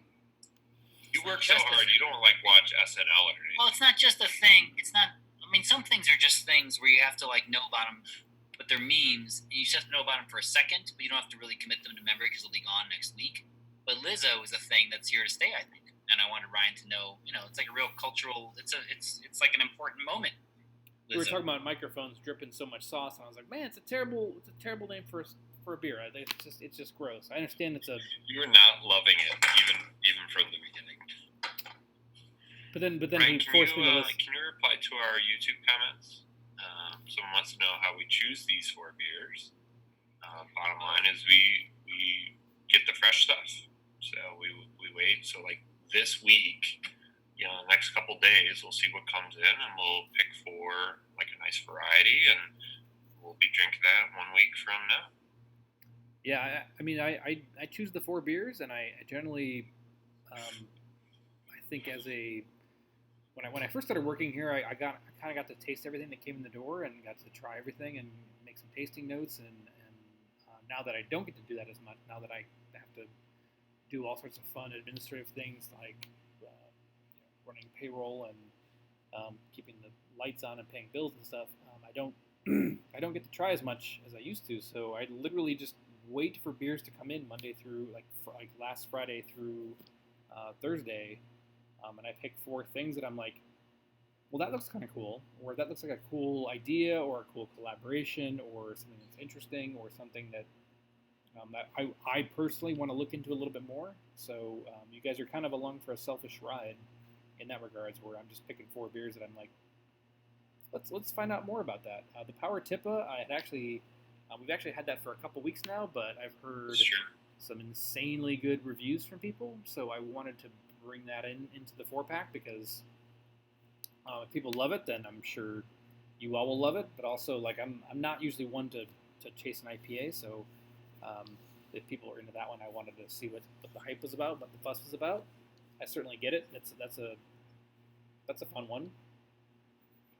But there's You're a hazy boy. I try to keep it like varieties of styles too. I try to do at least one easy drinking. I try to keep one pastry stout or one like imperial stout, one something hoppy, and then one something like, I don't know, Euro inspired or just kind of wild card beer. What are we doing a black IPA? Never. The first of never. Sometime after never, and then shortly before not in a million years, because no one. Black lager? And that's actually the second time someone's made a joke about black IPAs. Eric was talking about our Equilibrium that's coming in this week. Oh, that's funny. And he's like, I got 35 cases of the black IPA. He's like, only 10 cases of the triple. And I was like, yeah. That's my guilty pleasure. That is truly my guilty pleasure. Wrong. Like, I don't like wits, but I like You're only a black doing it to IPA. spite me. I swear. You're only doing it because I hate them so much that you're like, no, I like them. They're good. You know what it was, though? You two can bond over this. Firestone Walker got me onto it with Black Wookie. Wookie Jack. Wookie Jack, thank you. Okay, listen. If you're talking Firestone Walker, then all bets are off. I'm sure it's great. That's a great beer. I will allow the following 3 beers into the black IPA category. Wookie Jack. Wookie Jack. Yeah. Pipeworks Close Encounter. Yes. And I don't remember the other one. Okay. Good. It wasn't that good. I'll tell you what that about Dark Horse? Nope. Special with the donkey on it? No. Oh, I like that one. What? The donkey? No, I'll look it up. Listen, like I got into things in like 2014, and it was a weird time. It was like, hey, here's 800 IBUs, and we make black IPAs. I just don't understand why you would want to drink a cup of coffee, and then while you're drinking that cup of coffee, like just sit back and then gurgle the coffee, gurgle the coffee in your mouth, and then have somebody like take a cigarette and then ash it directly into your mouth, and then also like just drop like a shot of espresso in there too. Like I don't understand in what world like At such a worst, I such don't a know what to bitter say. bomb works. Like I'd rather have Campari or some kind of other like really bitter. Good Riesler Black is, as Tim mentioned, Oh, right. is very Wait. What about Jukebox Hero? no, fuck that beer. I love Revolution, you, Red. Yeah. I love you We've had so a black much. IPA, Jukebox Hero, please don't ever do it again. Good You should drink Riesler that shit Black, out of I the think, bomber, was man. That really blows my interesting mind. because it was rye. I think because of the rye in Good Riesler Black, I think I'm kind of into that beer. I do like rye. The first time I had it, of And course, Go was Sox. an untapped chasing. I'm at a White Sox game. I want to try this beer. It was literally 96 degrees that day at the baseball game, and I ordered a Good Riesler Black.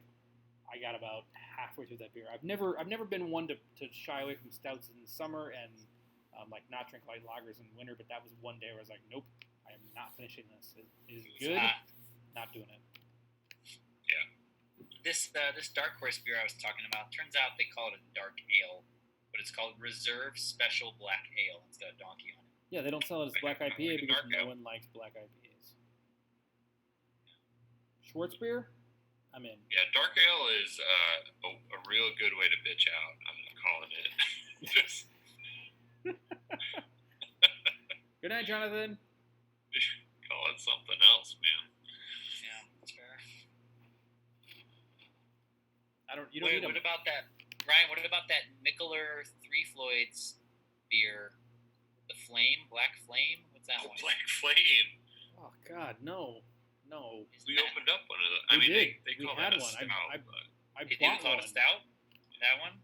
pretty sure. I thought just- that was kind of in that same wheelhouse. That's War Pigs. Oh, it is. Yeah. McKellar plus Three Floyds is War Pigs. No, you're right. They call that a stout. Yeah. Okay. Well, I only know because there was one sitting in the basement. That was mine. I bought that. Yeah, we drank it. no question, it's a dying breed for sure. 12%. Go away. Die. Yeah. If we have to extinct some styles, like that's one that can just go away forever. You It's don't funny. need it. It's not like I crave them. It's just that like I find them interesting and I don't hate them. So You can just eat pure Well, chocolate. it's such an unheralded style. It's like I'm always up for trying one, especially in like a flight situation where I'm going to do 4 ounces or less. Because I mean, no one ever makes them. So if I can find one that's kind of tasty, like that's awesome. You know. I But count it's on hard. you ordering them so I can go back and try one every once in a while and make sure that I don't like it. that's how I feel about with beers. Just be like, yep, this is still that thing that doesn't do much for me. Very fun. Oh man, Jonathan Ankney's going to bed. What time is it? Must be late. He's going to bed. I think I'm going to bed. Yeah, it's probably time. It's 11:30. About that time. 30. We can hit on That's an a good- angry note Good about solid, black good solid IPAs. share. Nice job, everybody. Almost done with Yeah, it. I was gonna say once we're into black IPAs, that should be the code word for like. Yeah, that's a red flag. Got it. Oh, Big black he's gambling. IPAs. They've gone too far. Cuvée down the hatch. For Solomon, your Yeah, that was fun. It was really cool. Good. I'm not going to do that. What? There is not a listicle of 21 of the best black IPAs. Stop it. What is this? I What support is this it. I bullshit? give it thumbs up. Stop. No. Oh my God. Just get to the. Oh God, no. Ryan's getting triggered. Ryan, you need to calm down. Drink a topo. Turn the computer off. You'll be fine. I'm gonna play with my light box for a while. 21st Amendment makes a What's theirs called? Back in Black. That's boring. I mean, we're definitely forgetting some. What about Reservoir Juice. Obsidian? Oh, Greenbush makes Anger. That's pretty. That's Anger's pretty Anger. good. Yeah, we That's had that pretty in recently. What about Deschutes Obsidian? Obsidian? Is that a black IPA or a black ale? Stout. Wookie Jack, number 9 on the list. That's wrong. It's number 1. Obsidian's a stout. It's a stout. Oh my gosh, Maine makes a beer called Wheeze. It's a black IPA. Wait, say it again. You got robotic. Maine- Say it again. Maine Wheeze, Weez. Well, Maine never makes a bad beer, so. Brew Kettle Black Raja. I think I've had that. Brew Kettle. hmm Founder's Dark Penance. That was terrible. I hated that. Oh, wait. Is that the one that has like the heavy metal logo on it? What's that one up? All right, number one I'll on look the it up. listicle is Stone Enjoyed by 5416 Black IPA. They made one of the Enjoy Buys out of like 100, and one Yeah. of them is a black IPA. Come on. Dark Penance is kind of got like a blue label. Like, Yeah, I remember this beer. No, I thought that beer was pretty cool. Older lady, yeah. I probably haven't gotten to my founder section of my cellar. So if I find one, it's all yours. One beer done, Thanks. allocated, Warm delegated, fresh. boom. Yeah, that beer was good. Delegation counts. There you go. But most of these beers you're naming, I mean, They're out there. Let's be honest. All right, Well, boys, I think that's that's it. about it for me. Drinking some beers, time for bed. I'm just craving a black IPA, and I'm not going to get it. So Not at my store. You can go to just you can pretend go to like we didn't hear Josh you can go trying to to an leave. inferior We'll just store keep for talking. that. oh, okay, bye, friend. Oh, hold on. Wait, a couple real quick here. Just the ones that I've had, because, Untapped is useful for that. You can sort it by types of That's beer. what I'm saying. Yeah. Nighttime Ale from Lagunitas, Oh, the good call. which is that's a good one. Jukebox Heroes on here. Hill Farmstead James. Oh, good for you. I've had the 21st Amendment back in black, but I didn't think it was that great. Let's see. Good Rise Were Black. Down Quark from Empirical. Okay. Irritated Koala from Two Brothers. Oh, that's funny. Apparently Dark Horse has a Crooked Theratree black IPA. That's not interesting. Hold on. Burnham's got one. Buckle Down's got Raven's Cloak. Oh, I like Buckle Down. Four Hands Alter Ego. Distill Tenebrous. I'm just naming the local ones. There's some Clown Shoes Hoppy Feet. That's not local, but Clown Shoes, man. What happened to them? what happened to Clown Shoes? The Brew Kettle Black Raja. Is that one of the ones you named, Ryan? Yep. Yeah. Yeah, I've had that one. I that's the highest rating I've given to any like Cascadian dark ale. I gave it a 4.25. That's pretty high. That's So apparently I like that one. Back in June of 2015. Hey, old school. Probably drank a secret chord. Probably. Yeah, so a lot of local ones. I don't know, Deschutes Hop in the Dark, but not a common style. I've had like 23 of them out of whatever 10,000. You know what I mean? It's like hardly ever. They don't make them. You know why they don't do them? Because nobody likes them. Because they're terrible. Oh, Thank you. terrible. Touché. Well played. But I mean, that doesn't that make, as a brewer, don't you want the challenge? Like as a brewer, it's like, well, I'm gonna try I want to make it. one. No. As a brewer, you're probably like, oh, I want to build something a little bit more like balanced and interesting, not just how much can I Not just your build an board. entire thing with black patent malt and just rip people's bitterness tolerances off to place the planet. Yeah, that's fair. Well, I'm glad we had this Each talk. their own. So, black IPAs. I still hate you. Until Let's next drink week when we do 4 black IPAs. Never. We'll be featuring two If guests. Wookie Jack comes back, I because will. Ryan will be gone. Yeah, right. If Wookie Jack comes back, maybe I'll allow that. Jack, what's up? Funny. Someday. I'm dreaming big here. Yeah. All right, dudes. Good share, good tasting. I'll see